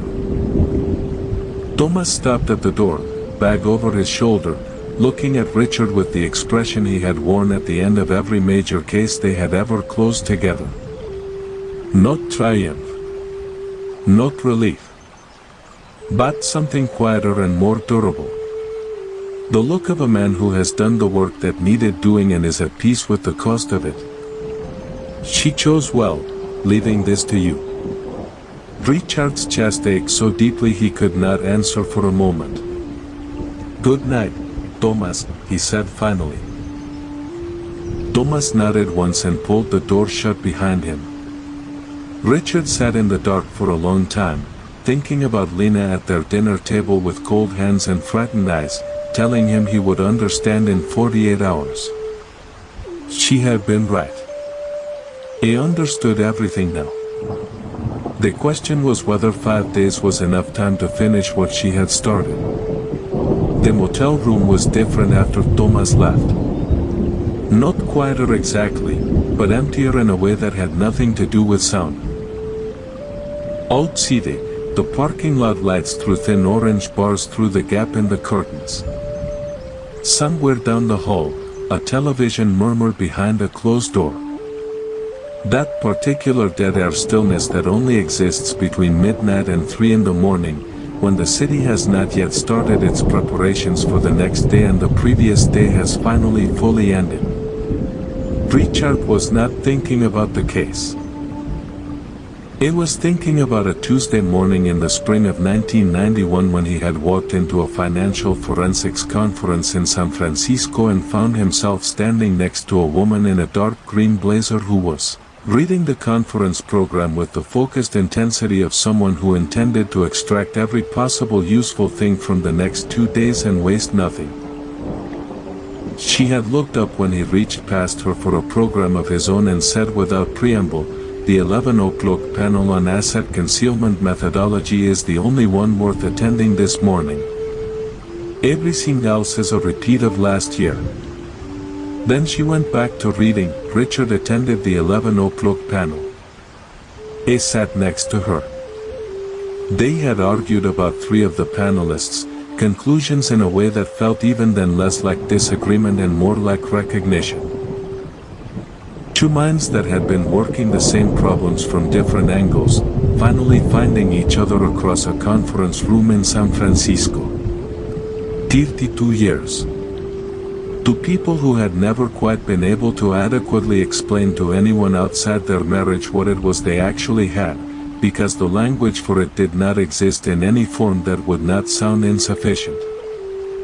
Richard picked up the music box. It was cool in his hands, The way wood is cool when it has been away from warmth for a while. He turned it over slowly. The walnut case with its patina of 32 years. The small den on the lower right corner from the time they had moved to the Brighton Bay house, and the movers had been less careful than promised. The inlaid rosewood pattern on the lid, worn soft with age. And the hairline. The faint deliberate seam along the lower left edge where the bottom panel did not quite sit flush. He set the music box on the desk under the lamp. He found a thumbnail width gap at the bottom of the seam and pressed carefully, the way Lena had always opened stubborn things, not with force but with patience, finding the give rather than fighting the resistance. The bottom panel released with a sound so small it was almost not a sound at all. Inside, fitted into a shallow recess that had been carefully carved into the case lining so carefully that it was invisible unless you were looking for it, was a memory card. The kind used in small cameras. It was sealed in a square of plastic wrap and secured with a piece of tape so narrow it might have been cut with nail scissors. Richard's hands were shaking. He was aware of them shaking, which was something that had not happened to him in 40 years of forensic work. And he did not try to stop it. So many things are beyond the reach of professional discipline. Your hands shaking when you open the last gift your wife left you is one of them. He peeled the tape away. He unwrapped the plastic. He carried the memory card to the laptop and inserted it into the card reader Thomas had left behind. He sat down in the desk chair and opened the draft. 3 files. Namit simply 1, 2, 3. Richard opened the first file. It was an audio recording, 52 minutes and 8 seconds long. The timestamp showed it had been recorded on the 20th of September, 3 weeks before Lena died. The location data embedded in the file metadata showed the 14th floor of the Sutherland Capitol building in Century City. Richard put in the earbuds Thomas had left on the desk and pressed play. Lena's voice filled his ears so suddenly and so completely that his whole body jerked as if he had been touched by something electric. She sounded exactly as she had always sounded. Composed, precise, slightly warmer in private than in public, with that particular quality of attention in her voice that had always made the person she was speaking to feel like the most important person in the room. She was speaking to Derek. Richard listened to all 52 minutes.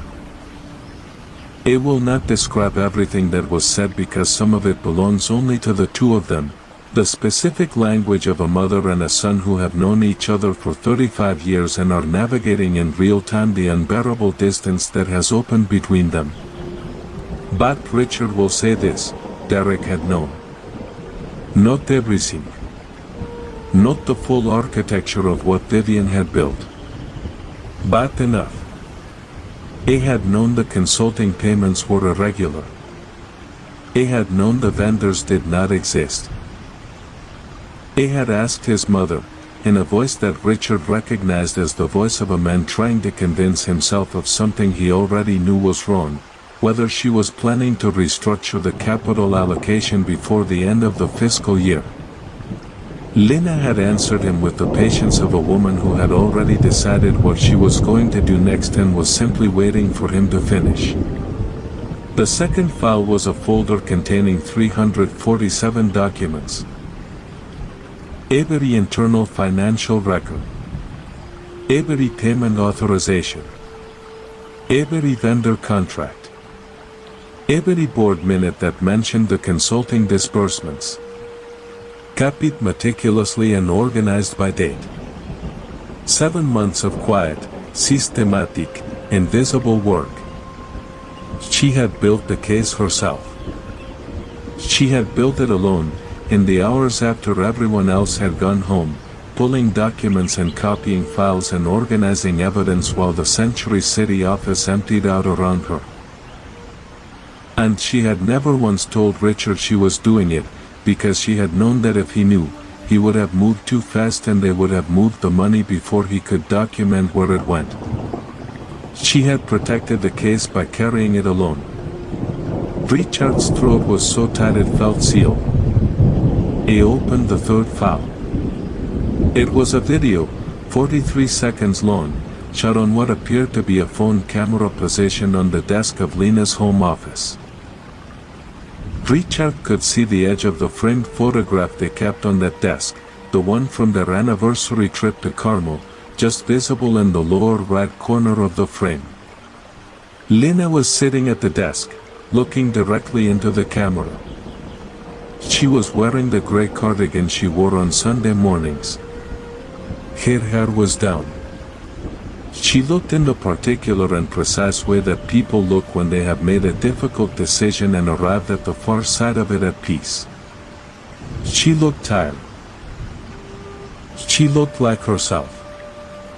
She looked at the camera for one full second before she spoke.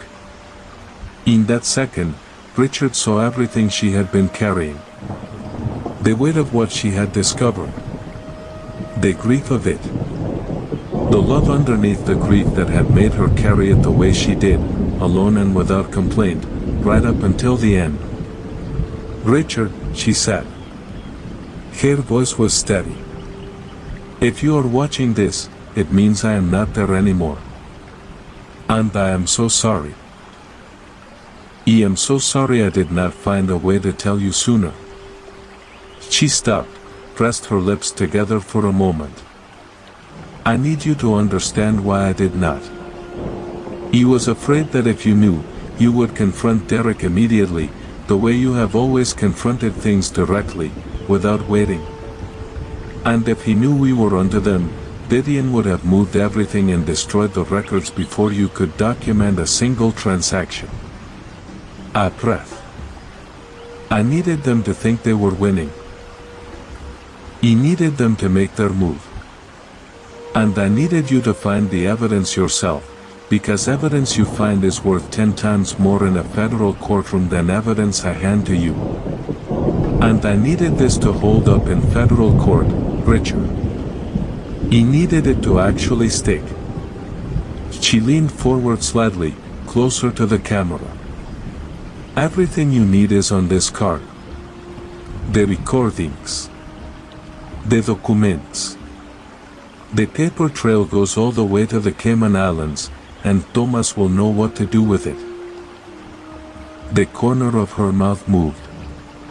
Not quite a smile, but the shape of one. The shadow of the expression Richard had seen 10,000 times across 32 years.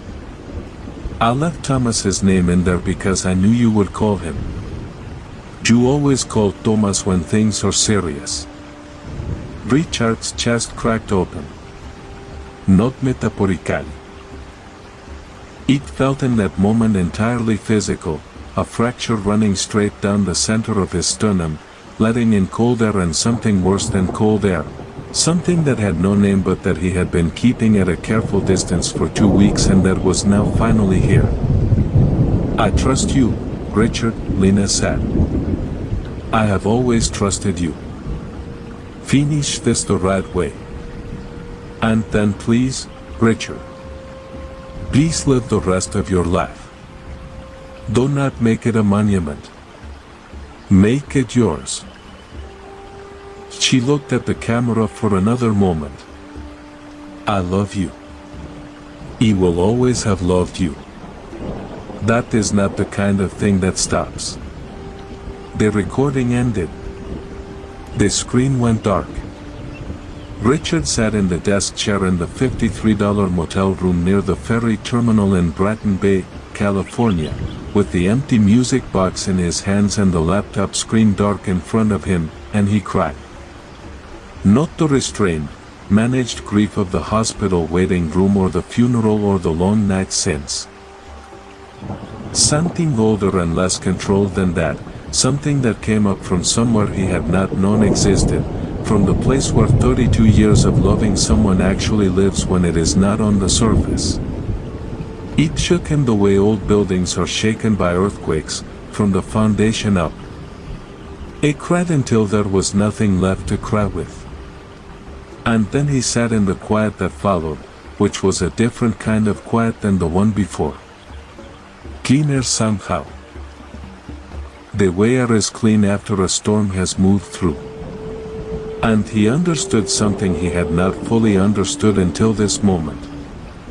She had not left him a task. She had not left him an obligation. She had left him her trust. The deepest, most complete, most costly trust one person can place in another. The kind that says, I know who you are and I know what you can do, and I am giving you the hardest thing I have and trusting you not to drop it. Richard set the music box very gently on the desk. He straightened his spine. He opened a new document on the laptop and began to write down everything that needed to happen in the next 5 days, in the precise sequential order in which it needed to happen, with the focused calm of a man who has been given something worth being calm for. Richard called Thomas at 7 in the morning. Thomas picked up before the second ring, which meant he had not slept either, or had slept the way they both used to sleep during long federal operations. Lightly. Partially. We's one ear always open for the phone. I found it, Richard said. Everything. She put it in the music box. The silence that followed lasted 3 seconds. Then Thomas said, in a voice that was very quiet and very careful, How are you doing, Richard? I am functional, Richard said. I need you to pull Lena's personal financial records from the last 8 months. Payments to outside legal counsel. Anything that did not go through the company account or our shared household account. Another brief pause. You think she hired someone? I know she hired someone. She built an entire evidentiary package and recorded a video explaining her methodology. She would not have left the legal side unprotected. Richard looked at the music box sitting on the desk, empty now. Each secret delivered. Find the name, Thomas. He will meet you in an hour. Thomas called back in 42 minutes with a name. Clara Uchins. Uchins Estate Law. Old Town, Pasadena. A single payment of $5,000 drawn from a personal checking account Lena had maintained independently since before their marriage, 7 weeks before she died. Clara Hutchins's office was on Colorado Boulevard in a building that had housed the same law practice for 30 years. The reception area had dark wood paneling and framed photographs of the San Gabriel Mountains and the particular unhurried quality of an office that has no need to impress anyone because its reputation has been established long enough to speak for itself. Clara herself was 61, with close-cropped silver hair and reading glasses on a beaded chain and the bearing of a woman who had spent 3 decades navigating the most difficult conversations families are capable of having, and had emerged from the experience neither hardened nor defeated, but simply durably clear-eyed. She stood when Richard and Thomas came through the door and extended her hand to Richard directly. Mr. Sutherland, she said. I have been expecting you. Lena told me you would come when you were ready. Richard's throat tightened. She told you about me. She told me quite a bit about you. Clara gestured to the chairs across from her desk. She said you were the most methodical person she had ever known, and that you would not come to me until you had already built most of the case yourself. She said. Clara paused, and something moved briefly across her composed expression.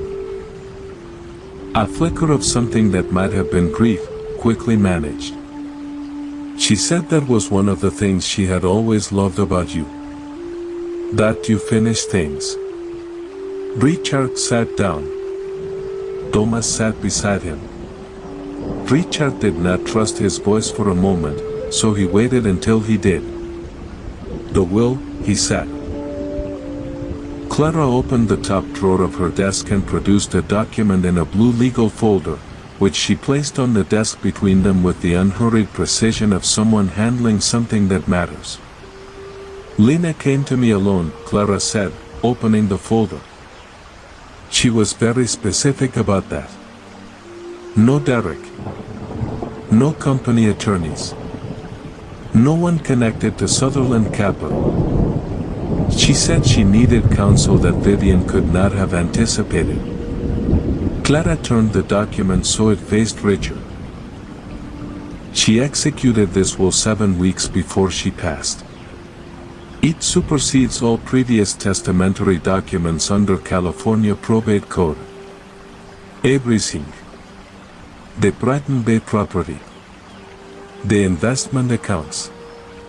Controlling interest in Sutherland Capital Group. All of it passes to you, Eugene Sutherland, as sole beneficiary." Richard read the document carefully. Twice. The language was precise and unambiguous. The notarization complete. The witnesses unaffiliated with any Sutherland entity. Then he found the clause on page 3. "Read paragraph 7 aloud," Clara said quietly, watching his face. Richard read it. His voice held. Paragraph 7 contained what California Probate Code recognizes as a forfeiture clause. A provision stating that any beneficiary found to have engaged in financial fraud, undue influence, or breach of fiduciary duty against the estate would be deemed to have predeceased the testator, thereby forfeiting all inheritance rights entirely. Derek had not just been excluded. It had been legally anticipated. Lena had not only built the evidentiary case. She had drafted the legal architecture to ensure that the moment his crimes were proven, he would have nothing to contest and nothing to receive. She was thorough, Thomas said softly, breathing over Richard's shoulder. She was always thorough, Richard said. Clara reached back into the drawer and produced a small envelope. Letter C. Seal. Richard's name written on the front in Lena's handwriting. The pen had pressed harder than usual on the R and the H, the way her handwriting always did when she was concentrating on something she wanted to get exactly right. "She left this for you," Clara said. "She asked me to give it to you only after you had seen the will. She said you would understand the order of things." Richard took the envelope. He held it in both hands for a moment. "Thank you," he said to Clara, "for protecting this." "She asked me to," Clara said simply. It was not a difficult thing to do. Richard stood. Thomas stood beside him. Richard tucked the envelope carefully into the inside pocket of his jacket, next to where the music box had been. And he felt something settle in his chest. Not the sharp crack of the night before, but something slower and more permanent. The particular weight of a thing that has been completed. Lena had thought of everything. Every single thing. They worked through the afternoon at the motel desk. Richard and Thomas, assembling the complete evidence package, the way they had assembled cases for 22 years. Mesadiki. Without rushing, because the one thing that destroys good evidence faster than anything else is the impatience of the person presenting it. Thomas organized the financial documentation. Richard handled the narrative timeline, a sequential account of every transaction, every shell company, every routing number, cross-referenced against the dates in Lena's audio recording and the documents from the memory card. By 4 in the afternoon, they had a package that covered 44 months of criminal activity across 4 jurisdictions, organized into 8 clearly labeled folders with a master index at the front. Richard called Briggs at 4:15. "I have additional evidence," he said. "Significant. It changes the scope of what I sent you last night." "How significant?" Briggs said. "My wife spent 7 months building the case herself. She left me the complete documentation. 347 internal financial records. A 52-minute audio recording of Derek acknowledging awareness of the fraudulent transactions. And the forfeiture clause in her most recent will that strips Derek of inheritance rights upon proof of fraud." Richard paused. "She also hired an estate attorney independently 7 weeks before she died. The will is notarized, witnessed, and legally airtight under California probate code." The silence on Briggs's end lasted 4 full seconds. "Richard," he said, "your wife was extraordinary." "Yes," Richard said. "She was." "I sent the new package through the same encrypted federal channel as the night before." Briggs called back in 18 minutes, which told Richard he had gone through the index immediately rather than waiting for his team. "The audio recording is the piece I needed," Briggs said. His voice carried the particular energy of a federal investigator who has just found the load-bearing wall of a case. Derek acknowledging awareness of irregular transactions, combined with his digital signature on every disbursement authorization, establishes knowing participation. That closes the gap between negligence and intent. A pause. "I can have a warrant signed by a federal judge by tomorrow morning. Wire fraud, money laundering, conspiracy. I'll 3. "There is one condition," Richard said. "Name it." "The arrest happens at the shareholder meeting. Not before. You need them in that room, in front of the board, when it comes down." Richard kept his voice level. "Lena built this case to protect the company she founded. The board trusted Vivian with everything and got robbed blind. They deserve to see the evidence before they hear about the arrests on the news." Briggs was quiet for a moment. "You want witnesses?" "I want accountability," Richard said. "Full and public, in the room where it happened." "The meeting is in 4 days," Briggs said. "That gives my team enough time to verify the Cayman Trust documentation and coordinate with the field office." Another pause. "Richard, I need you to do one thing before that meeting. You need Derek and Vivian to believe completely that you are coming in to surrender.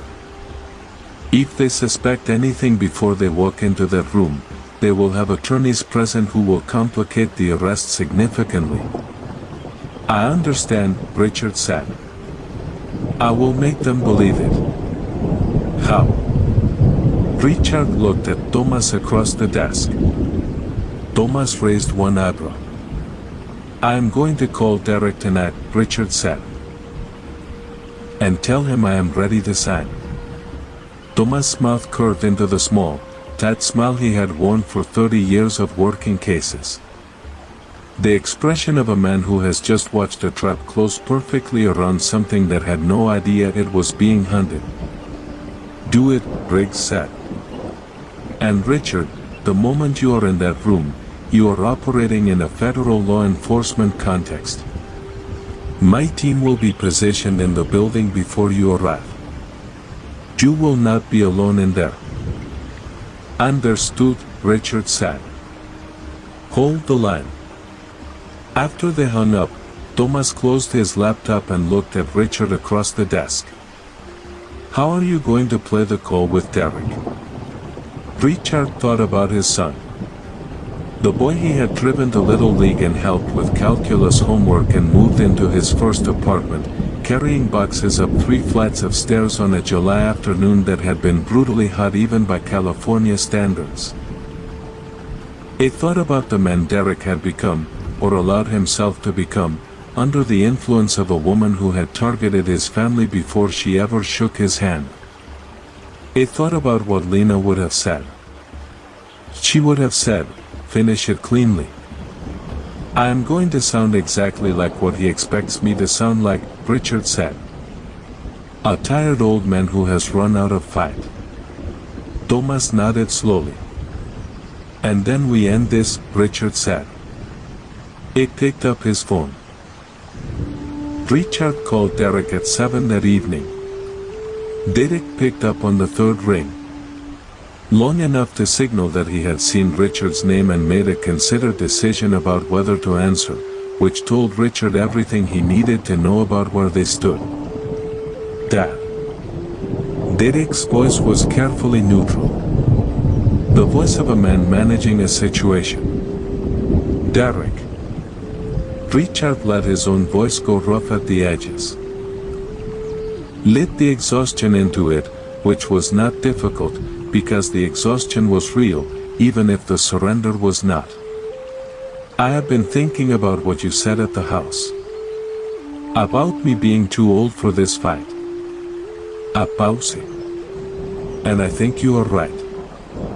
Richard pressed the heel of his hand against his sternum and breathed through the words.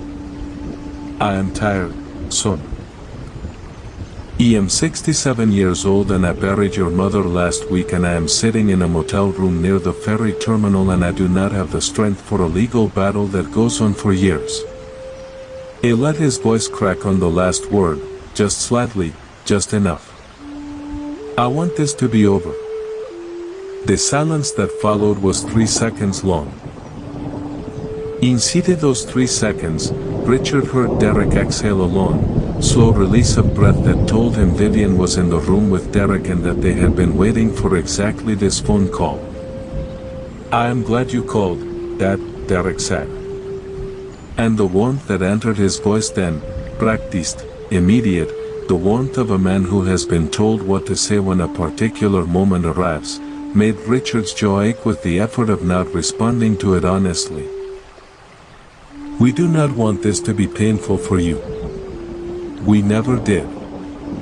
They arranged to meet the following afternoon at a restaurant in Brighton Bay, a quiet place on Harbor Street that Vivian suggested, which told Richard she had already chosen the location before he called. Richard arrived looking exactly as he intended to look. Shoulders slightly forward. Eyes carrying the particular flatness of a man whose grief has curdled into resignation. He had not shaved. He had worn the same jacket 2 days running. He sat down across from Derek and Vivian and Mark as well, and he held his coffee cup in both hands and let them see a 67-year-old man who had finally run out of road. Vivian placed the settlement agreement on the table with the smooth efficiency of someone who had been carrying it in her briefcase for days. "It is straightforward," she said. Her voice was gentle in the way that very sharp things are sometimes described as gentle. A quality of surface rather than substance. You signed the waiver. We released the freeze on your personal accounts. And you walk away with a clean slate. No litigation. No scandal. Used peace. Derek reached across the table and covered Richard's hand with his. His palm was warm. "Mom would have wanted you to have peace, Dad," he said. "That is all any of us want." The touch of his son's hand on Richard's was the hardest thing he had endured since the night he watched Lena's cardiac monitor go flat. Richard kept his eyes down. He breathed through it. "I want a signing at the shareholder meeting," Richard said, keeping his voice small and deliberate. "Day after tomorrow. In front of the board." He looked up, let his eyes go wet at the edges. "I need witnesses. People who will see me cooperate. So you cannot. So there is no question afterward about what I agreed to." Vivian's eyes moved to Derek, and in that fraction of a second exchange, Richard saw her calculate and conclude. She wanted the board present. A public capitulation in front of the company's entire power structure would seal her control over Sutherland Capital more completely than any private signing ever could. That is reasonable, she said. Day after tomorrow. 6 o'clock. Richard nodded. He let his shoulders drop further. Marcus Webb slid the preliminary agreement across the table. Just a formality tonight, he said.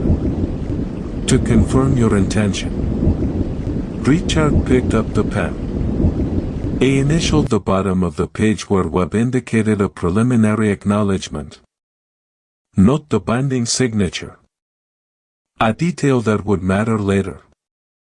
Then he set the pen down and sat back and looked at his coffee cup and said nothing further. They left 20 minutes later, satisfied. Richard sat at the table until their car had pulled away from the curb. Then he reached into his jacket pocket and pressed the small button on the recording device that Briggs's field office had couriered to the motel that morning. A device that, unlike a standard phone recorder, constituted a lawfully authorized consensual recording under FBI operational protocols, admissible in federal court without restriction. He sent the file to Briggs. Briggs' response came back in 5 minutes. Clean audio. Every word.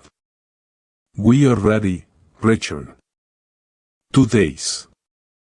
Richard left the restaurant and walked to his car in the quiet Bratton Bay afternoon. Past the bougainvillea spilling over a garden wall on Harbor Street. Past a woman walking a dog that wagged its tail at him with the indiscriminate goodwill of a creature that does not read the news. 2 days. The motel room felt smaller than usual that night. Richard had ordered a sandwich from the deli 2 blocks down and eaten half of it sitting at the desk with the evidence package open in front of him, going through the sequence one final time. The way a surgeon reviews a procedure the night before, not because anything had changed, but because the act of reviewing it was itself a form of preparation. A way of telling your hands what they would need to do before your conscious mind had to instruct them in the moment. Everything was in order. The documentation was complete. Briggs had confirmed his team would be in position in the building by 5:30, 30 minutes before the meeting. Clara Hutchins would arrive at 6 with the original will. Sandra Kowalski had confirmed she would come. There was nothing left to do but wait. Richard pushed the sandwich away and picked up the envelope. Lena's handwriting on the front.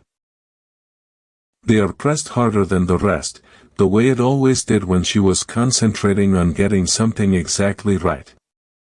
He had been carrying it in his jacket pocket for 2 days, next to where the music box had been.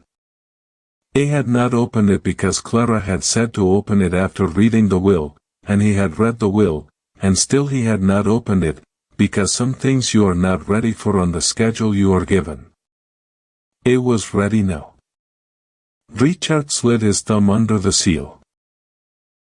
The letter was 2 pages long, written in Lena's hand on her personal stationery.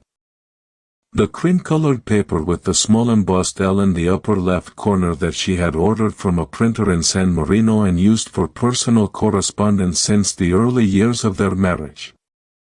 The handwriting was slightly uneven in places, which told him she had written it in the evening, when her hands were always a little less steady than in the morning. She had dated it the 24th of September, 19 days before she died. Richard, by the time you read this, you will have already done most of the hard work. That is the thing about you that I have always relied on. You finish things.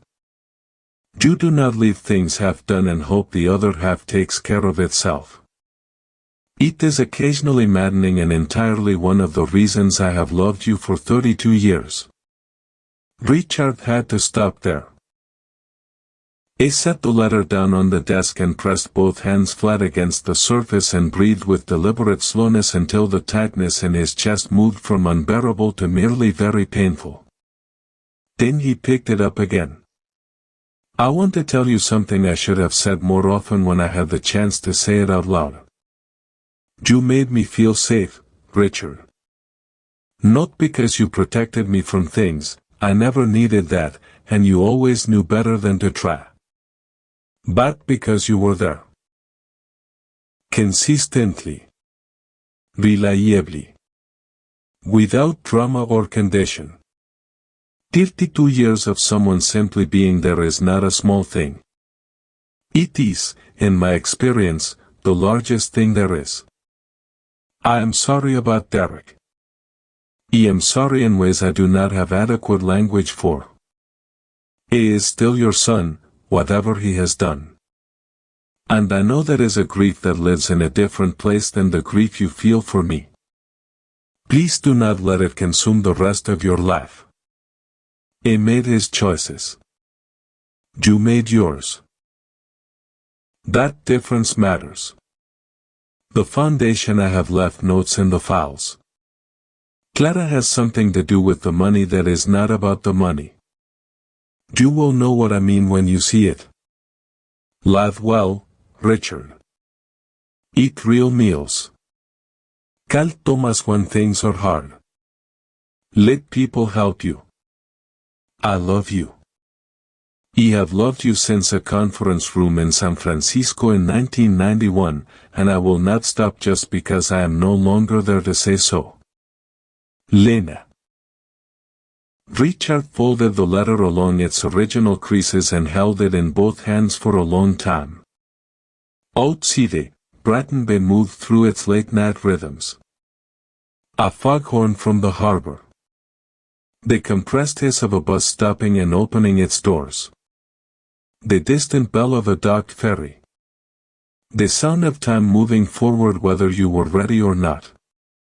Thomas called at 10:30, as he had called every night since this began. How are you doing? He said. She wrote me a letter, Richard said. 2 miles away at Dr. Gerald Finch's private medical clinic on Wilshire Boulevard, a separate FBI team executed a concurrent arrest warrant. Richard learned this from Briggs, who detected him while he was still standing at the conference table. Finch is in custody. Medical records secured. Gerald Whitmore sat at the head of the table for a long time after the room had emptied, his hands folded in front of him, looking at the presentation screen where the financial evidence was still displayed. Finally, he looked at Richard. The board owes you an apology, Richard. The board owes Lena an apology, Richard said. I am just a delivery mechanism. Whitmore nodded once slowly and did not argue the point. 3 weeks later, on the 14th of December, Richard sat in courtroom 7 of the Los Angeles Superior Court Probate Division in a wooden chair that was slightly too hard and slightly too small next to Clara Hutchins, who was wearing a gray suit and carrying the original will in a blue legal folder under her arm. The hearing lasted 35 minutes. Because Derek and Vivian had been indicted on 3 federal counts and were currently in custody awaiting trial, their legal standing to contest the will had been effectively neutralized.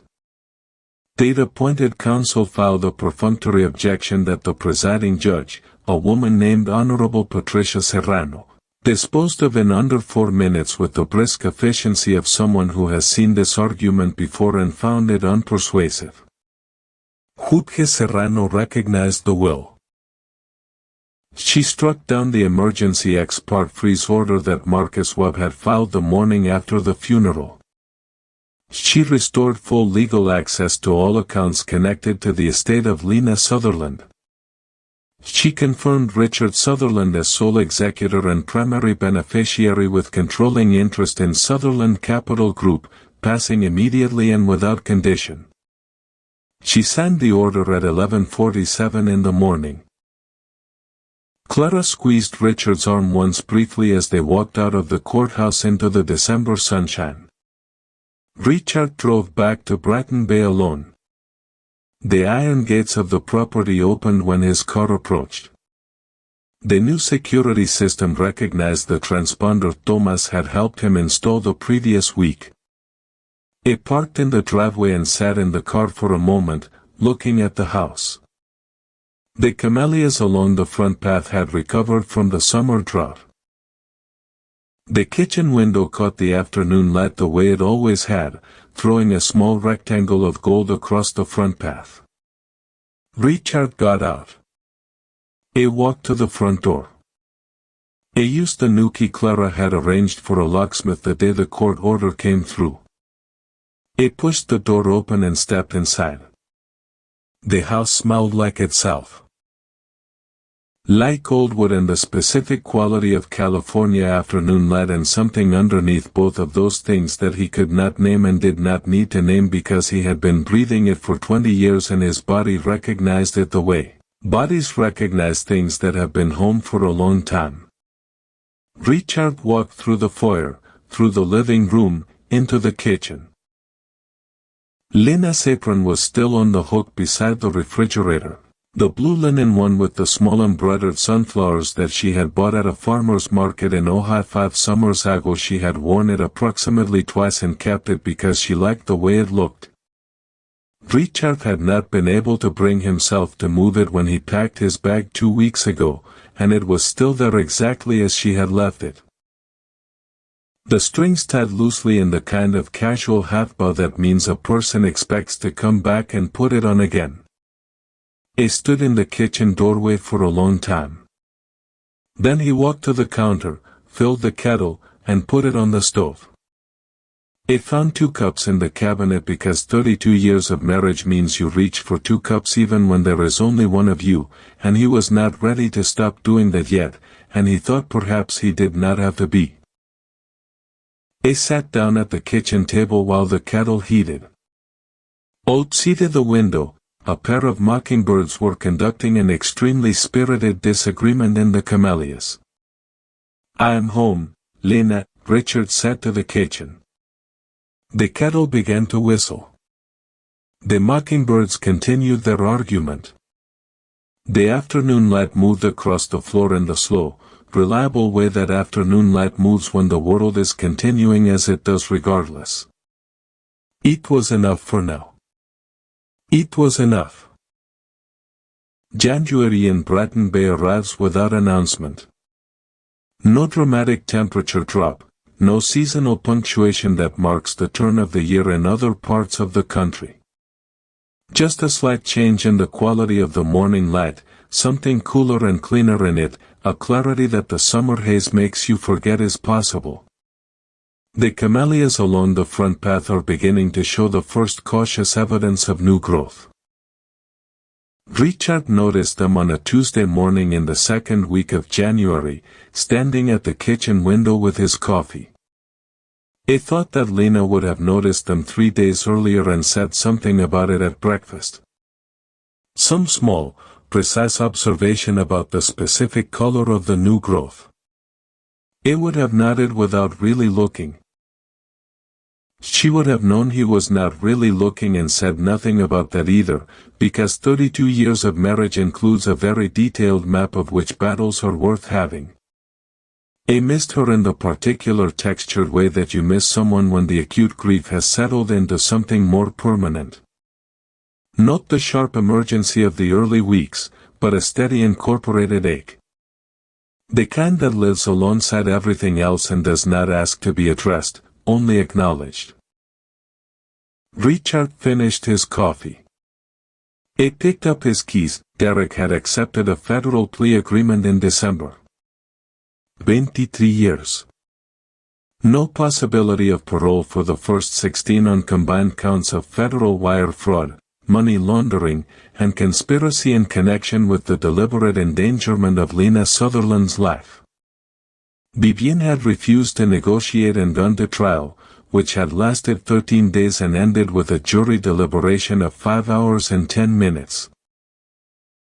29 years on all counts, including the conspiracy charge the federal prosecutor had argued most forcefully, the one that connected the payment to Dr. Finch directly to the medication change and the stroke that followed. Dr. Gerald Finch had accepted a plea on reduced charges related to medical negligence and fraud, surrendered his medical license, and was awaiting sentencing. Marcus Webb had been permanently disbarred by the California State Bar and was facing his own federal conspiracy charges. Richard had not attended any of the proceedings. Briggs had kept him informed. That had been enough. The offices of the Lena Sutherland Foundation occupied the second floor of a building on Colorado Boulevard, 4 blocks from Clara Hutchins's law practice, in a space that had previously housed a small architecture firm and still smelled faintly of drafting paper and coffee. Thomas had spent 2 weeks painting it himself, which Richard had told him was unnecessary, and Thomas had told him to mind his own business, which was the correct response. Richard parked and walked up the exterior staircase and pushed the door open. Thomas was at his desk, which was covered in the organized chaos of a man 3 weeks into a new job who has not yet developed a filing system but is thinking very seriously about it. He looked up when Richard came in. Board approved the California Legal Aid Partnership this morning, Thomas said. We are operational in 3 counties by March. Good, Richard said. Also, Sandra called. She wants to know if the foundation would consider a victim's advocacy component.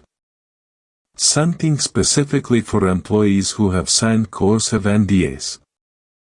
Richard sat down in the chair across from Thomas's desk. Tell her yes. Tell her to write up a proposal. Thomas nodded and made a note. Then he looked at Richard over the top of his reading glasses with the expression he had known for 40 years. The one that means he has something to say that is not about work. You doing all right today? Thomas said. I am going to the cemetery after this, Richard said. Thomas nodded once. Take the white roses from the back garden. She liked those better than the ones from the florist. I know, Richard said. I know. Mountain View Cemetery in Altadena sits in the foothills above Pasadena, where the San Gabriel Mountains come down close enough to the city that you can see the snow on the upper peaks from the cemetery's upper paths in January. Richard had been here 3 times since the funeral. Once in November, once in December, and once in early January.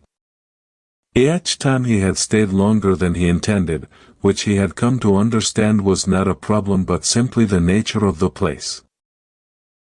He found Lena's grave on the eastern path under an old sycamore that had dropped most of its leaves but was holding a few with the stubborn tenacity of a tree that is not quite ready to admit the season has changed. He set the white roses against the base of the headstone. He sat down on the bench the cemetery had placed nearby, which was cold through his jacket but not unpleasantly so. He told her about the foundation. About Thomas's painting project and the drafting paper smell. About Sandra's idea for the NDA advocacy component, which he thought she would have approved of immediately and probably improved within 5 minutes. About the camellias on the front path beginning to show new growth. Then Richard reached into his jacket pocket and took out the music box. He held it for a moment. The cool walnut weight of it. The worn inlaid rosewood pattern on the lid. The hairline seam along the lower left edge that he would never again be able to look at without thinking of a small piece of tape and a memory card and everything that had been entrusted to him inside it.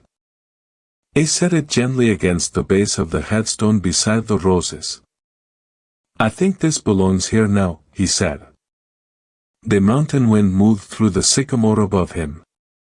Somewhere below, the city continued its ordinary business, indifferent and essential. Richard sat with his hands on his knees and looked at Lena's name on the stone and felt underneath the grief and alongside it and threaded through it something he had not expected to feel so soon. Gratitude. For 32 years. For the music box. For the trust she had placed in him at a dinner table on a Monday evening in November with cold hands and frightened eyes and the absolute certainty that he would not drop what she was giving him. He had not dropped it. That was enough. That would always be enough. Richard stood up, brushed the cold from his jacket, and walked back down the path toward the gate. Back toward the city. The foundation. The white roses beginning their slow return on the front path of a house that was still and would remain home. Richard has lived this family story, and he would not wish it on anyone. When Lena left, she did not just leave him grief. She left him a music box, a memory card, and the most complete act of trust he has ever received from another human being.